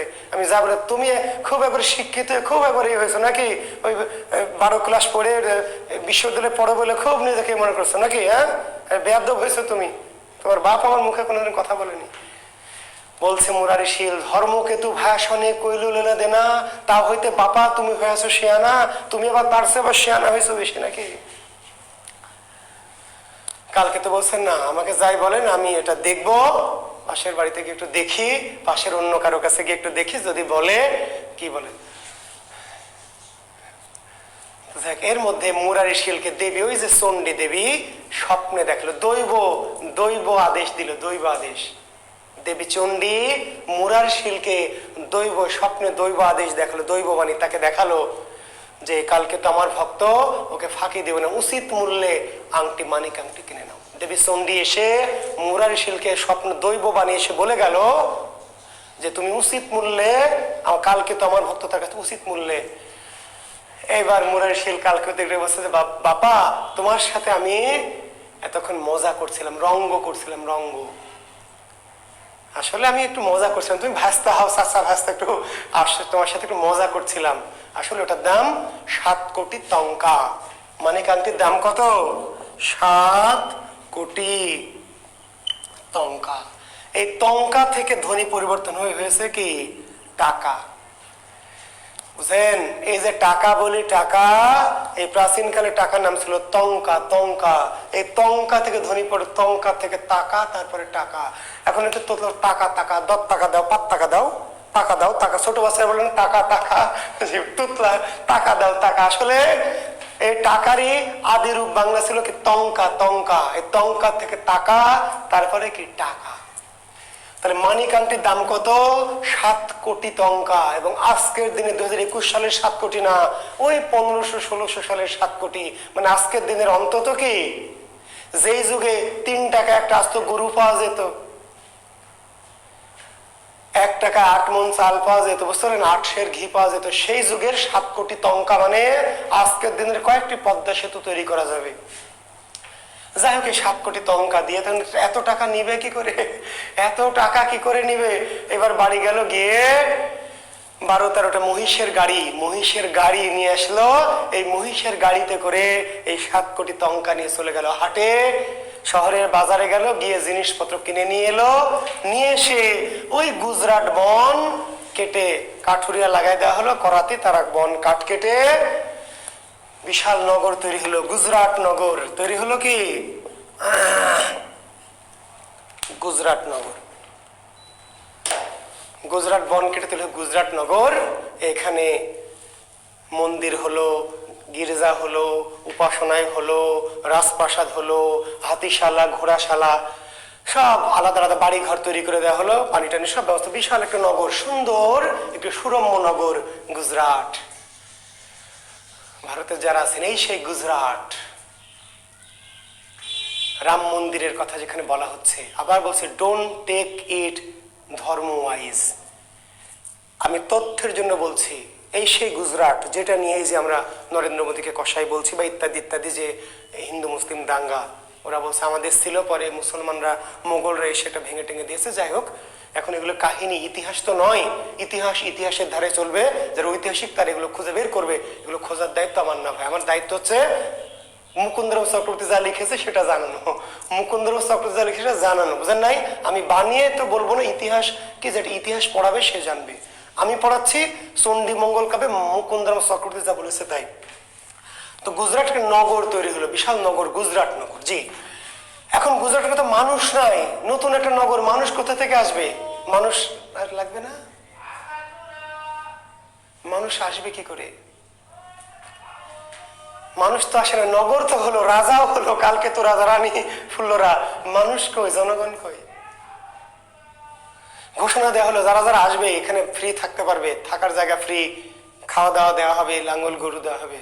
তবু কে এলো না? কারণ মানুষ যেখানে আছে সেখানে তাদের বাড়িঘর আছে, জমি জিরাত আছে, তাই না, আত্মীয় স্বজন আছে, সেগুলো ছেড়ে কেন আসবে? তখন দেবী আশেপাশের নগরে বন্যা দিলেন, বন্যা। দেবী চণ্ডী কি করলেন? আশেপাশের রাজ্যগুলিতে প্রচন্ড জলোচ্ছ্বাস, প্রচন্ড বর্ষা বন্যা দিলেন, এমন বন্যা দিলেন, এমন বৃষ্টি দিলেন, ধান ভেসে গেল, পাট ভেসে গেল, গম ভেসে গেল, ফসল ভেসে গেল, গরু ছাগল ভেসে গেল, গোলার ধান সেগুলো ভেসে গেল, প্রচন্ড হাহাকার, দুর্ভিক্ষ। তখন মানুষ জানতে পেল যে পাশের নগর হয়েছে গুজরাট, সেই নগরে গেলে বাড়িঘর ফ্রি, বাড়িঘরে তো ভেসে পানিতে ভেসে গেছে, বাড়িঘর ফ্রি, খাওয়া দাওয়া ফ্রি পাওয়া যাবে, জমি জিরাত পাওয়া যাবে। তখন দলে দলে গুজরাট নগরে এলো, কালকে তো থাকতে দিল, খেতে দিল, লাঙল গরু দিল, চাষাবাদের জায়গা জমি দিল, শর্ত একটাই, চাষ করো খাও আর দেবী চণ্ডীর পূজা করো। চাষাবাদ করো খাও, সমস্যা নেই, খাজনা ট্যাক্সও দিতে হবে না, সব ফ্রি, কিন্তু কি করতে হবে? দেবী চণ্ডীর পূজা করতে হবে। জনগণ বলল তথাস্তু। অবশ্য পাশাপাশি কিছু মুসলমানদেরও বাড়িঘর দেওয়া হলো, তাদের একজন ছিল বুলান মন্ডল, কিছু হচ্ছে বুলান মন্ডল, চরিত্রের কথা বলছে, মুসলমান, অর্থাৎ এই গুজরাট নগরে পাশের প্রদেশে কিছু মুসলমান হলো, তাদেরকেও কালকে তো থাকতে দিলেন। তারা তাদের ধর্ম দেখেন, তাদের আবার চণ্ডীর পূজা করতে হবে না, তারা তাদের শস্য ধর্ম পালন করতে পারবে। সেটি আবার এই গুজরাট নগর, বুলান মন্ডলের নেতৃত্বে মুসলমানরা এসে গুজরাটে বাস করলো, এবং তাদের আর চণ্ডীর পূজা করতে হবে না, তারা নিজেদের ধর্ম কি নিজেরা পালন করবে। আরেকজন এলো ভারু দত্ত, খুবই গুরুত্বপূর্ণ চরিত্র চণ্ডী মঙ্গল কাব্যের, খুবই গুরুত্বপূর্ণ ভারু দত্ত। এই ভারু দত্ত এলো তার শালাকে নিয়ে। এবার ভারু দত্ত এলো গুজরাট নগরে, কোথা থেকে? কলিঙ্গ নগর থেকে ভারু দত্ত এলো। আগে ভারু, পাশে ভারুর শালা, কাঁধে নিয়েছে কালকে তো রাজার জন্য কাঁচকলা। ভারু দত্ত যখন এলো, সাথে এলো কে? ভারুর শালা, আর ভেট হিসাবে আনলো কি? এক ছড়ি কাঁচকলা। রাজার সাথে দেখা করতে গেছে, রাজার জন্য কি এক ছড়া কাঁচকলা। ভেট, ভেট, ভেট মানে কি? ভেট, ভেট মানে উপহার, উপঢৌকন, তাই না? জি, নিয়ে এসে বললো যে দেখেন আমি তো মোড়ল টাইপের মানুষ, কলিঙ্গতে ছিলাম, মোড়লিগিরি করে আমার স্বভাব, আমি 14 পুরুষ ধরে আমরা মোড়লি করি, তা আপনারা আজ দেখলাম এখানে আমাদেরকে একটু মোড়লি করার সুযোগ দিবেন। আর আমার মাত্র 7 ছেলে 7 বউ, 7 চেড়ি 7 জামাই, 7টা বেটা 7 বেটার বউ, হ্যাঁ, 7 ছেলে 7 জামাই, আমাকে 7 সেট লাঙ্গল জোয়াল দিতে হবে, 7টা বাড়ি ঘর দিতে হবে, যদি দেন তাহলে আমি আপনার নগরে থাকবো। কালকে তো বললো যে ঠিক আছে, তথাস্তু। 7টা বাড়ি ঘর দেওয়া হলো, 7 সেট লাঙ্গল জোয়াল দেওয়া হলো, 7 কানি জমি দেওয়া হলো। গুজরাট নগরে ভারু দত্ত থাকতে লাগলো। দিন যায়, মাস যায়, বছর যায়, গুজরাটে সবাই সুখে শান্তিতে বাস করে। কিন্তু এই বেটা ভারু দত্ত ঠক, জোচ্চোর। ভারু দত্ত কেমন চরিত্র? জোচ্চোর, জোচ্চোর, ঠক, প্রতারক। এই ভারু দত্ত গ্রামে যে হাট বসে, গুজরাট নগরে হাট, সে হাটে গিয়ে কি করে? হাটে গিয়ে তোলা তোলে, তোলা তোলা টাকা, চাঁদা তোলে, যে মিয়া ব্যবসা বাণিজ্য করলে টাকা দিতে হবে না, আমি রাজার ভাস্তা, রাজার চাচা, রাজা আমার ভাস্তা, কালকে তো আমার ভাস্তা, আমি রাজার কি খুড়া, খুড়া চাচা, কাজে আমাকে ট্যাক্স দিতে হবে। দেখেন না যে এখনকার যুগেও আছে ঢাকা শহরে, তাই না? কি করে ছাত্র নেতারা গিয়ে কি করে, অমুক ভাইয়ের লোক ব্যবসায়ীদের কাছ থেকে কি করে মালপাতি নেয় না? আপনারা আর কেউ আছেন নাকি ভাই? আচ্ছা, থাকলে নিয়েন, সমস্যা না, আমাকে একটু দিয়েন তাহলে হবে। জি আচ্ছা, তো যাই হোক সেভাবে। এবার এরা তো না, এটা তো হওয়ার কথা, হয়তো বা কেউ টাকা না দিলে বড় মাছটা নিয়ে নেয়, হয়তো মুরগি বড়টা নিয়ে নেয়, ভালো কলার ছড়িটা নিয়ে নেয়। নিয়ে না কেন? যে আমি রাজার চাচা, আমাকে দিতে হবে।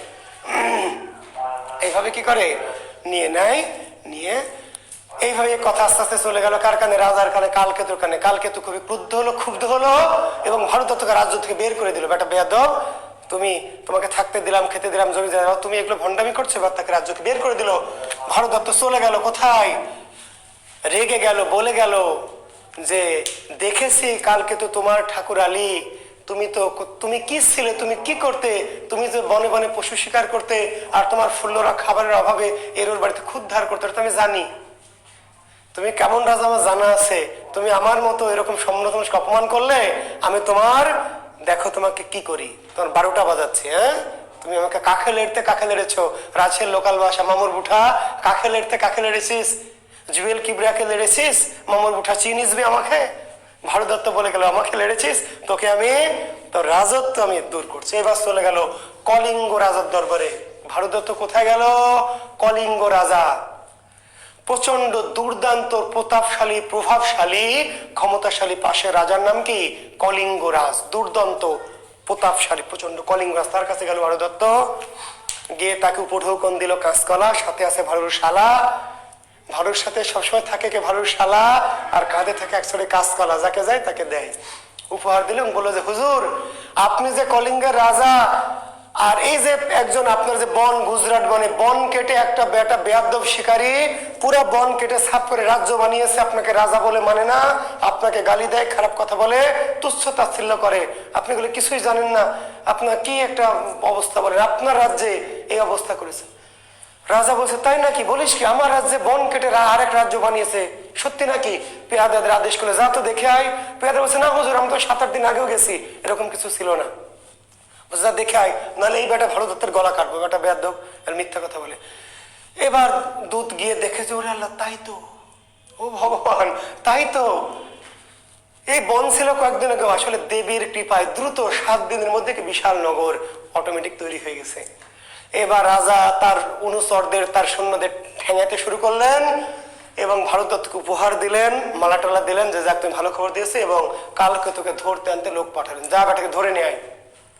আসলে গুজরাট হচ্ছে কলিঙ্গের একটা বন, মানে আমি যদি সুন্দরবনটা কেটে ওখানে একটা রাজ্য বানাই, জুয়েল রাজ্য হবে ভাই, এটা তো বাংলাদেশের বা ভারত সরকারের রাষ্ট্রের মালিক, তো কাজেই হবে না। তাহলে কাজে কলিঙ্গ রাজ্যের অন্তর্গত গুজরাট বন, সেটা কেটে আবার রাজ্য বানিয়েছে, রাজা সেজে বসে আছে, ধরে নেয় বেটাকে।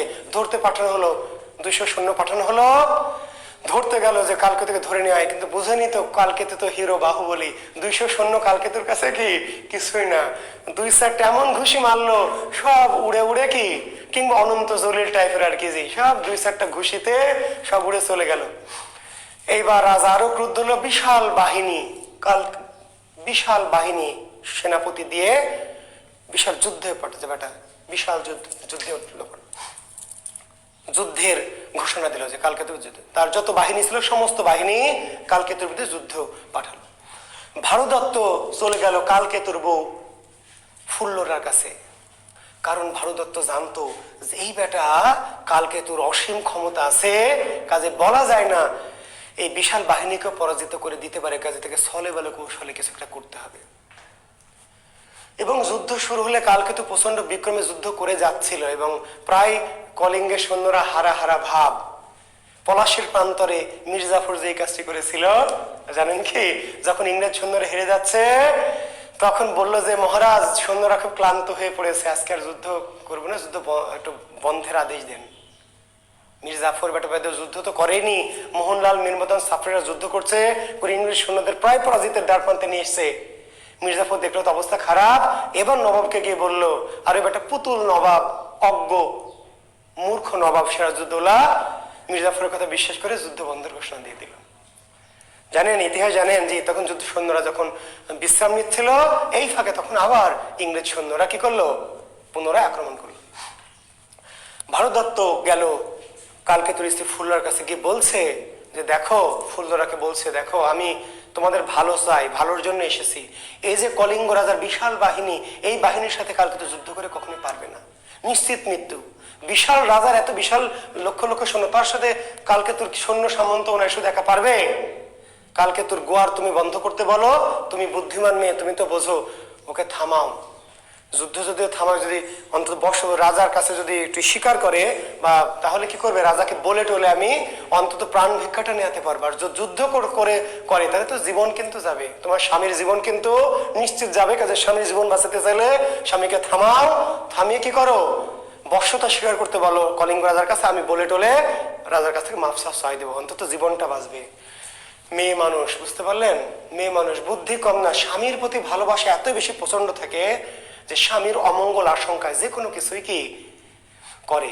সাহিত্য যখন পড়াবো আর অনেক এরকম উদাহরণ দিব, মানে এটা বোকামি না, এটা হলো অন্ধ ভালোবাসা, স্বামীর প্রতি অন্ধ ভালোবাসা। তো যাই হোক, ভয় পেয়ে গেল এবং স্বামীকে গিয়ে অনুরোধ করলো, মাথায় হাত ছুঁয়ে প্রতিজ্ঞা করালো, দিব্যি দেওয়ালো যে না, তুমি এটা করবে না, রাজার কাছ থেকে তুমি বর্ষতা স্বীকার করো। তখন কালকেতু যুদ্ধ করলো, সৈন্যরা এসে, প্রধান সেনাপতি এসে কালকেতুকে ধরে নিয়ে চলে গেল কলিঙ্গ রাজার কাছে।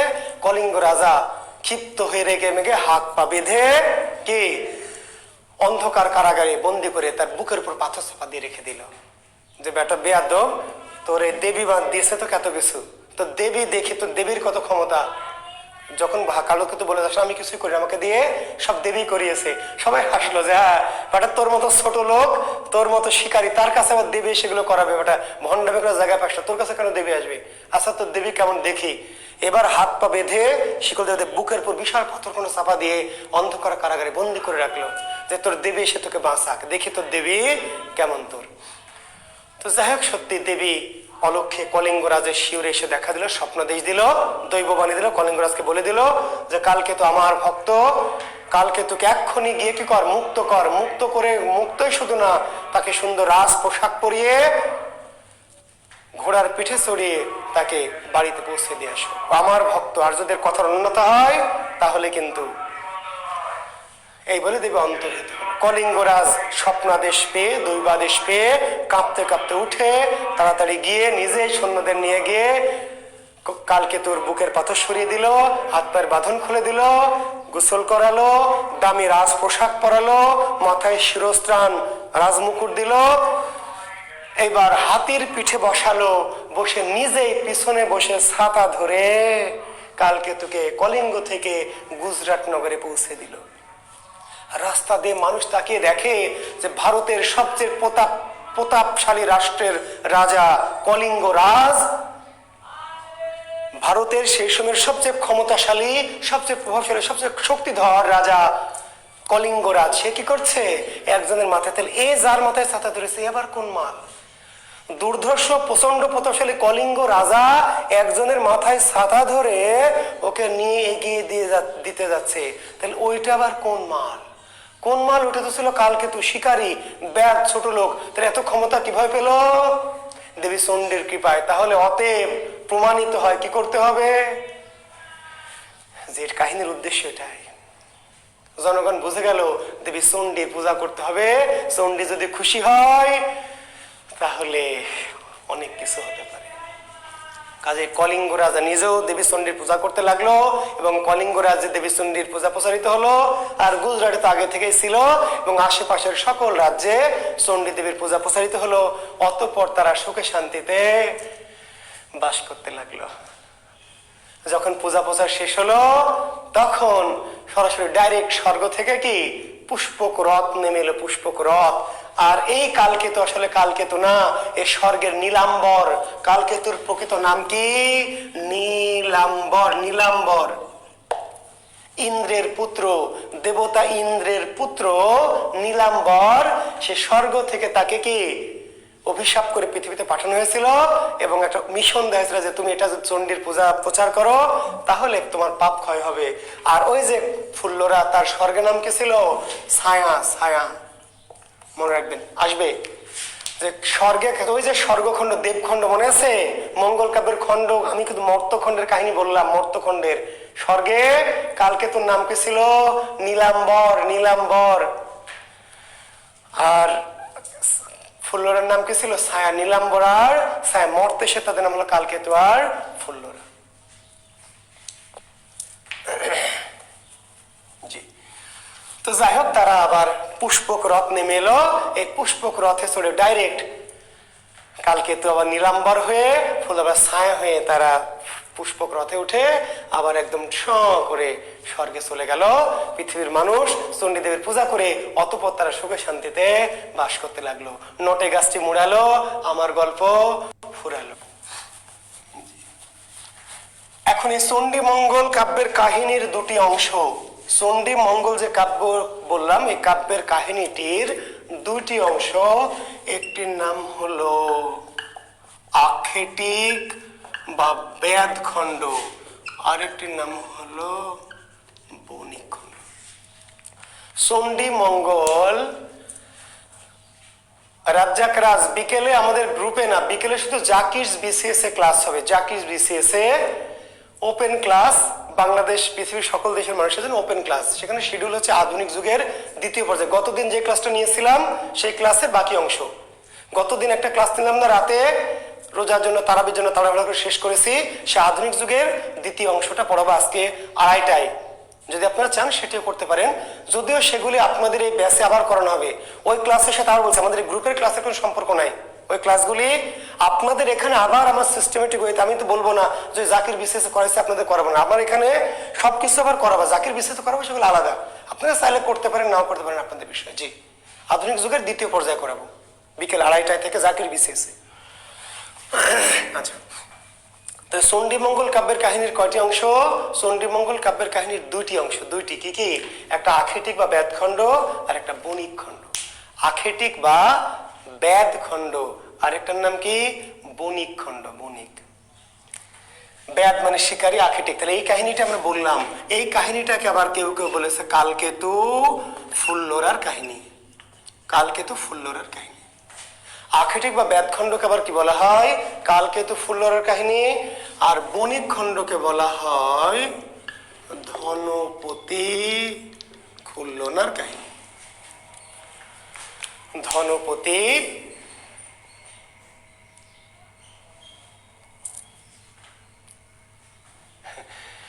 আচ্ছা, ধন্যবাদ ইসমাইল হোসেন, থ্যাংক ইউ। হ্যাঁ, আমাকে ক্লাস করবেন, চাইলে করবেন, আপনাদের জন্য তো সবই ওপেন। জি, তাহলে বণিক খণ্ড কি? ধনপতি খুল্লনার কাহিনী। তাহলে আক্ষেটিক বা বেদ খণ্ড হলো কালকেতু ফুল্লরার কাহিনী, বণিক খণ্ড ধনপতি খুল্লনার কাহিনী। এই কাহিনীটাই গুরুত্বপূর্ণ, আমাদের চাকরির জন্য পরীক্ষা আসবে। আর এটি থেকে একটু জেনে রাখেন যে এই যে এখানকার কাহিনী ধনপতি আর খুল্লন, এখানে যেমন কালকেতু নায়ক, ফুল্লরা নায়িকা, বণিক খণ্ডের নায়ক ধনপতি, নায়িকাকে খুল্লনা। কাহিনী অনেকটাই মনসা মঙ্গলের মতো, সেম টু সেম, একই, সেম সেম। এখানে যেমন কালকেতু গরিবকে দেবী সোনা দানা দিয়ে বড়লোক বানিয়ে পূজা প্রচার করলো, আর ধনপতি আগে থেকেই ধনিক রাজা। ধনপতি আগে থেকেই কি? রাজা, ধনী, ধনের প্রতি তার নাম। তো চণ্ডী দেবীকে অবজ্ঞা অবহেলা করেছিল, চণ্ডী দেবীর পূজা করতে অস্বীকার করেছিল। ফলে ধনপতির জীবনে দুর্যোগ নেমে এলো, দুর্বিপাক নেমে এলো, ধন সম্পদ সব শেষ হয়ে গেল, অভাবগ্রস্ত হয়ে গেল। বুঝতে পারলেন? আর আরেকটা ধনপতির আরেকজন স্ত্রী আছে লহনা, সতীন। খুল্লনা, সতীন, লহনা। যে দেখেন চরিত্রের জন্য লহনা কোন কাব্যের চরিত্র? তাহলে ধনপতি খুল্লনা আর খুল্লনার সতীনের নাম কি? লহনা। তাহলে ধনপতির স্ত্রী দুটা। যদি বড় লোক, যে গরিবের তো একটাই বউ, কালকেতু এক বউ। গরিব, বড় লোক যত বড় লোক তাদের স্ত্রীর সংখ্যা বেশি, যত রাজা বাদশাহ জমিদার তাদের স্ত্রীর সংখ্যা বেশি। আগে এটা ছিল ট্র্যাডিশন। জি, তো ধনপতি খুল্লনা, লহনা। লহনা কোন কাব্যের চরিত্র? চণ্ডী মঙ্গল কাব্যের। তো এখানে কাহিনী ওই মনসা মঙ্গলের মতো কেন? ধনপতি খুব অহংকারী, দাম্ভিক, সে চণ্ডী দেবীর, নারী দেবীর পূজা করবে না, ফলে তো অবজ্ঞা অবহেলা করলো, তুচ্ছতাচ্ছিল্য করলো।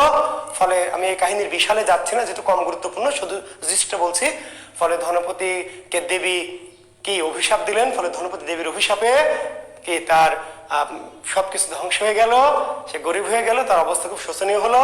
পরবর্তীতে খুল্লন এবং লহনা দেবীর আরাধনা করে দেবীকে পূজা করে দেবীকে অনেক অনুনয় বিনয় করে অনেক বছর ধরে কানাকাটি করে এবং ধনপতিকে দিয়ে শেষে ক্ষমা চাবে।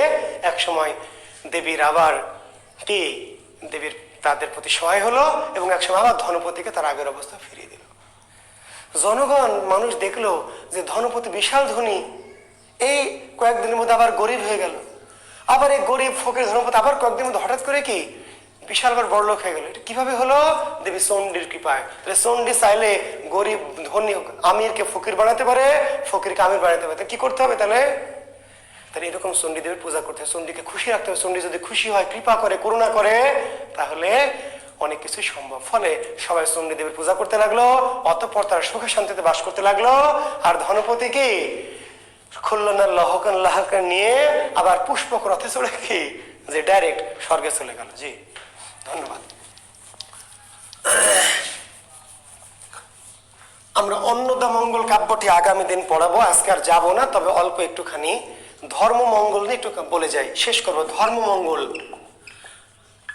অন্নদামঙ্গল যে একটু বড় করে কাহিনীটা বলবো, গুরুত্বপূর্ণ কাহিনী, কাজে শর্টকাট করে যেতে বলবো না। কাজে আজকে রোজার দিন আর বেশি বক বক করবো না, কারণ আমার আবার একটু পরে একটা সেমিনারে ঢুকবো। আপনাদের ক্লাসটা শেষ করেই একটা সেমিনারে ঢুকবো, তারপর আড়াইটা থেকে ওর জাকির বিসিএস ক্লাস নেবো।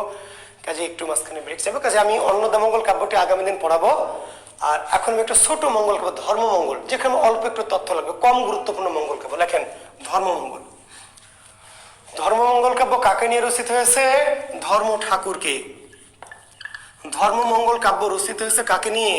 ধর্ম ঠাকুর। ধর্ম ঠাকুর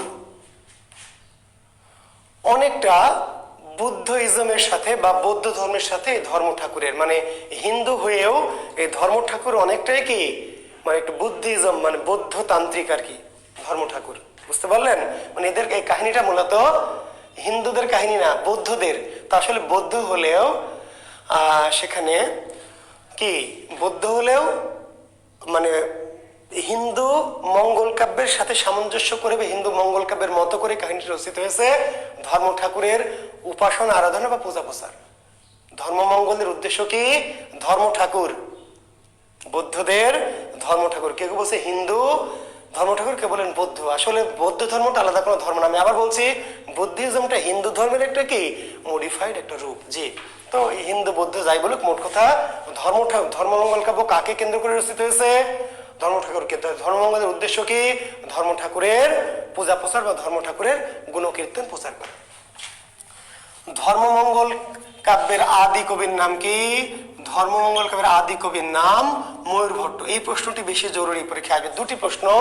ধর্মমঙ্গলের আদি কবির নাম কি? ময়ূর ভট্ট। আর শ্রেষ্ঠ কবির নাম কি? ঘনরাম চক্রবর্তী। ধর্মমঙ্গল যে কাব্য, তার প্রথম কবি আদি কবির নাম হচ্ছে ময়ূর ভট্ট। আর ধর্মমঙ্গল কাব্যের শ্রেষ্ঠ কবির নাম কি? ঘনরাম চক্রবর্তী। ঘনরাম, তাহলে ধর্মমঙ্গলের শ্রেষ্ঠ কবি ঘনরাম চক্রবর্তী আর আদি কবি বা প্রথম কবি ময়ূর ভট্ট। ধর্মমঙ্গল কাব্যের কাহিনীর দুটি অংশ। ধর্মমঙ্গল কাব্যের কাহিনীর দুটি অংশ। একটির নাম হচ্ছে ধর্মমঙ্গল কাব্যের কাহিনীর দুটি অংশ।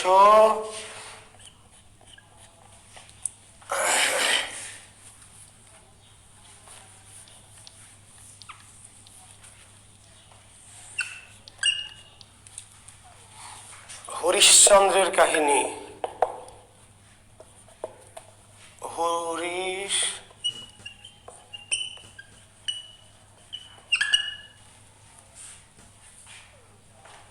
হরিশ্চন্দ্রের কাহিনী। আরেকটি হচ্ছে রানী, নামটা ভুলে গেলাম, যে হরিশ্চন্দ্রের কাহিনী। আর কাহিনী বলেন তো, এই ভুলে গেলাম।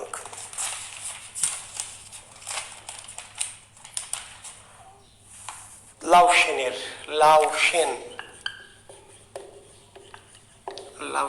কাহিনী। লাউ সেন। হরিশ্চন্দ্রের কাহিনী, লাউ সেনের কাহিনী। জি, থ্যাংক ইউ। বেকার যুবক, লাইসেন না, একটু মিস্টেক করে ফেলেছেন বানানটা, যে লাউ সেন। ধর্মমঙ্গল কাব্যের কাহিনীর দুটি অংশ, একটা হরিশ্চন্দ্রের কাহিনী আর একটা হচ্ছে লাউ সেনের কাহিনী। ঠিক আছে? তো তো এই ধর্মমঙ্গল কাব্যে তো হরিশ্চন্দ্র ছিল রাজা, রাজা হরিশ্চন্দ্র। সেই হরিশ্চন্দ্র ধর্মের টানে কি করে রাজা থেকে কি শ্মশানচারী হয়ে গেল আর কি। আপনারা জানেন যে হরিশ্চন্দ্র শ্মশান রাজা থেকে কি, যেটা আমাদের ধর্ম বৌদ্ধ ধর্মের যে মূল জনক গৌতম বুদ্ধ, তিনিও তো কে ছিলেন আসলে কি রাজা। গৌতম বুদ্ধের প্রকৃত নাম ছিল সিদ্ধার্থ, জানেন তো তাই না নিশ্চয়? গৌতম বুদ্ধের প্রকৃত নাম কি সিদ্ধার্থ। এই সিদ্ধার্থ যখন বুদ্ধত্ব লাভ করলেন, বুদ্ধত্ব সাধক হলেন, তখন তার নাম হয়ে গেল গৌতম বুদ্ধ। তো হরিশ্চন্দ্রের কাহিনীটা অনেকটা এইরকমই, অর্থাৎ হরিশ্চন্দ্র ছিলেন রাজা। এই রাজা হরিশ্চন্দ্র কি এই ধর্ম প্রচারের জন্য কি করলেন, রাজা থেকে কি করে শ্মশানচারী হলেন, শ্মশানচারী সেই কাহিনীটাই মূলত। এবং নানা ভূত প্রেত ইত্যাদি ইত্যাদি পিশাচ অলৌকিক কাহিনী দিয়ে ভরপুর। লাউ সেনের কাহিনীও তাই। রানী লাউ সেনের যে মা রানী নাগমতী, সে কি করে লাউ সেনকে বিভিন্ন দৈব দুর্বিপাক থেকে রক্ষা করলো ধর্ম ঠাকুরের আরাধনা করে বা ধর্ম ঠাকুরের কৃপায়, সেই কথাটি মূলত এই লাউ সেনের কাহিনী। লাউ সেন বিপদে পড়েছিল, নানা দুর্বিপাকে পড়েছিল। তার মা তাকে কি করেছিল, ধর্ম ঠাকুরের পূজা করে আরাধনা করে তাকে খুশি করে ধর্ম ঠাকুরের কৃপায় লাউ সেনকে কি এই বিভিন্ন দুর্বিপাক থেকে কি রক্ষা করেছিল, সেটি মূলত লাউ সেনের কাহিনী। তো আজকে এই পর্যন্ত রাখছি শিক্ষার্থী বন্ধুরা। আমাদের মঙ্গল কাব্যে কিন্তু শেষ না, আরো একটা ক্লাস আমাদের লাগবে, লাগলে লাগুক। আপনার সাথে তো আমার কোনো মাসিক চুক্তি না, ক্লাসেরও চুক্তি না। আমি কোর্স সম্পন্ন করব, আমি বলেছি আমি কোনো তাড়াহুড়া করতে চাই না, আপনাদের সাথে ফাঁকি ঝুঁকি দিতে চাই না। আমার যতটুকু শেখানোর দরকার, যতটুকু আপনাদের লাগবে, আমি সবটুকু পরিপূর্ণভাবে শেখাবো। সেক্ষেত্রে ক্লাসে 40-এর জায়গায় যদি 48টা লাগে, 58টা লাগে, তাতেও কিন্তু আমার কোনো সমস্যা নেই, বুঝতে পারলেন? 40টা বিজ্ঞাপনে দিব আর ক্লাস নিব 30টা, তাই নয়? বিজ্ঞাপনে বিজনেস করতে তো আপনার সামনে আসেনি ভাই, জি অনলাইনে এসেছি শুধু টাকার জন্য না। আপনারা জানেন যে যে ভর্তি আপনারা হচ্ছেন 500 টাকা দিচ্ছেন, আমি জানি আপনাদের হয়তো কারো কারো একটু কষ্ট হয়, কারণ এখন একটু অভাবের সময় চলছে, নানান কারণে পারিবারিক ক্রাইসিস, তারপরে 500 টাকা দিয়ে ভর্তি হচ্ছেন, এটা ঠিক আছে। বাট এই টাকাটা কিন্তু পুরোপুরি আমিই পাই না। এখান থেকে আপনারা জানেন যে আমাদের যে সাইট, সেই সাইট পাই অর্ধেক, আমি অর্ধেকটা পাই আর কি। তো যাক, সেটি মূল কথা না। কথাটা হচ্ছে আমি শুধু টাকার জন্য কিন্তু অনলাইন ক্লাসে আসিনি। এসছি কেন? এসছি আমার জীবনের যেটুকু লব্ধ জ্ঞান, আমার জীবনের সাধনা লব্ধ, আমার জীবনের শিক্ষা লব্ধ যে জ্ঞানটুকু, সেই জ্ঞানটুকু আপনাদের মাঝে একটু ছড়িয়ে দিতে চাই। আমি হয়তো এই পৃথিবীতে থাকবো না, পৃথিবীতে কেউই থাকবে না, সবাই চলে যাব আমরা, কিন্তু আমি চলে যাওয়ার পরেও আমার এই জ্ঞান, আমার এই বিষয়টা যেন আপনাদের মাঝে থাকে, ছড়িয়ে যায়। আমার যে জ্ঞানটুকু, এইটুকু যেন এই রাজশাহীতেই বা একটা নির্দিষ্ট গণ্ডির ছাত্রদের মাঝে সীমাবদ্ধ না থেকে, রাজশাহীতে আমাকে সবাই এক নামেই চিনে, আপনারা জানেন, সবাই এক নামে ইনশাল্লাহ, যারা পড়াশোনার সাথে যুক্ত, লেখাপড়ার সাথে রিলেটেড, সবাই আমার নাম, তো আবার চেহারা না দেখলাম জুয়েল কিবরিয়া, এই একটা নামে আমাকে চিনে। তো আজকে সকালে যেমন একটা কাজে বেরিয়েছিলাম, একটা খুব জরুরি কাজ, আমার একটা বাড়ি চলছে, তো বের হয়েছে, রাস্তায় পুলিশ ধরেছে, পুলিশ ইদানিং একটু কড়া হচ্ছে। আমি এটা আবার বলছি, এটা আপনাদের এবারে অন্যভাবে নিন না, কোনো কথা বলুন না, এমনি জাস্ট কথা সঙ্গে। তো ধরার কথা, ধরেছে আমাকে, আমার হেলমেট পরা আছে, মুখোশ পরা আছে, মাস্ক পরা আছে, সকালে আজকেই 7টায় বেরিয়েছিলাম, 7:30। তো পুলিশ থামেন, থামলাম। স্যারের সাথে কথা বলেন, স্যার পাশে বাইকে বসে আছে, সার্জেন্ট ভাবটা আপনি বসে মোবাইলে কি যেন দেখছে। দাঁড়ালাম, এত সকালে কোথায় যাচ্ছেন? তালাই মারি। কেন? আমার ওখানে বাড়িতে একটু জরুরি, হঠাৎ করে ওখানে একটু সমস্যা হয়েছে, তাই যাচ্ছি। গাড়ির কাগজ বের করেন, কাগজ বের করলাম, গাড়ির ড্রাইভিং লাইসেন্স আর এটা রেজিস্ট্রেশনটা যে বের করেছি। আপনি শিক্ষক? তাই ভাবলাম যে আমার ড্রাইভিং লাইসেন্স তো শিক্ষক বেগুলো কিছু লেখা থাকার কথা না, আপনি বাংলার শিক্ষক তাই না? আসলে আমার তো ফেস দেখেনি, ঢাকা আছে, মাস্ক দিয়ে, হেলমেট পরা।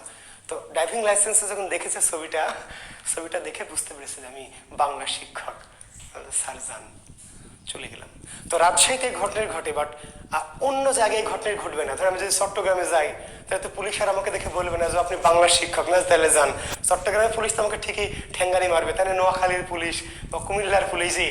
তো অন্তত ভাই আমি অনলাইনে এসেছি যে আমাকে অন্তত আমার এই জ্ঞান, মেধা, প্রজ্ঞাটা যেন আমি একটু ছড়িয়ে দিই।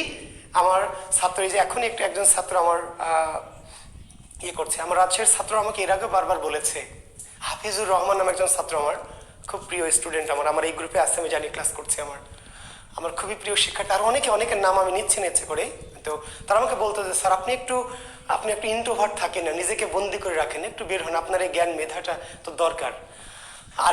আরেকজনের কাছে কৃতজ্ঞতা প্রকাশ করছি, অদিতি কোচিং এর যিনি পরিচালক ছিলেন, ইংরেজির আব্দুল লতিফ স্যার, আব্দুল লতিফ জি, অদিতি কোচিং এর পরিচালক, উনি আমাকে ইনসিস্টটা করেছিলেন যে স্যার আপনি এইভাবে না থেকে অদিতি কোচিং, আমি ওনার রিকোয়েস্টে 2-4টা ক্লাস চট্টগ্রাম শাখা আমার মনে আছে গিয়েছিলাম, অল্প কিছুদিন ক্লাস নিয়েছি চট্টগ্রামের অদিতিতে, তারপরে কুমিল্লার অদিতিতেও আমি কিছুদিন ক্লাস নিয়েছি, ঢাকার ফার্মগেট শাখা, তারপরে মালিবাগ, মিরপুর 2-একটা ক্লাস নিয়েছি। জাস্ট শুধু আসলে যে বললাম যে হ্যাঁ ঠিক আছে, আসলেই আমার মেধাটাকে যাচাই করার জন্য। তো আমি আসলে বললাম ভালোবাসা, আপনাদের শুধু ভালোবাসা পাওয়ার কাঙ্গাল হয়ে, কিংবা হয়তো নিজের যশের জন্য বলতে পারেন, অন্যভাবে যদি নেগেটিভ ভাবেন তাও হতে পারে, নিজের যশ বা সুনামের জন্য, বা আমার জ্ঞানটা আপনাদের কাছে একটু পৌঁছাবো সেই জন্য অনলাইনে এসেছি। তো আমার সাথে থাকবেন, আমাকে ভালোবাসবেন, আপনাদের ভালোবাসায় আমি আরও বেশ কিছুদিন আরও অনেকটা পথ যেতে চাই, ঠিক আছে? আর অনেকেই এত রিকোয়েস্ট করছেন আমার ফেসবুক গ্রুপে বা মেসেঞ্জারে যে স্যার আপনি একটি ইউটিউব চ্যানেল খুলেন, অনেক অন্যান্য সাধারণ ছাত্রছাত্রী যারা তো কোর্স করে ক্লাসগুলো করবে না, কিন্তু চাইলে ইউটিউব থেকে যার যে ক্লাসটা ভালো লাগে সেটা তারা দেখবে। তো সেই জন্য আমি ইউটিউবে একটা চ্যানেল খোলারও চিন্তা করছি। মানে আমি আসলে বললাম যে আমি একটা অ্যানালগ, আপনারা জানেন কিনা যে আমি একটু ডিজিটাল যুগে একটু অ্যানালগ টাইপের মানুষ, ইদানিং এই যে অনলাইনে আসছি একটু প্রয়োজনে, কিন্তু আমি খুবই একটু অ্যানালগ মানুষ, অর্থাৎ ডিজিটাল এই জিনিসগুলো আমাকে খুবই আকর্ষণ করতো না, ইদানিং প্রয়োজনের জন্য আসছি। তো আমার একটা চ্যানেল আর কি, ইউটিউব চ্যানেল খোলার জন্য একটু কাজ করছি, হয়তো এই সপ্তাহের মধ্যে সে কাজটি করব। যদি করি তাহলে আপনারা আমার সাথে যুক্ত থাকবেন। জি, আমি বলে দিব আপনাদের ইউটিউব চ্যানেলটির নাম।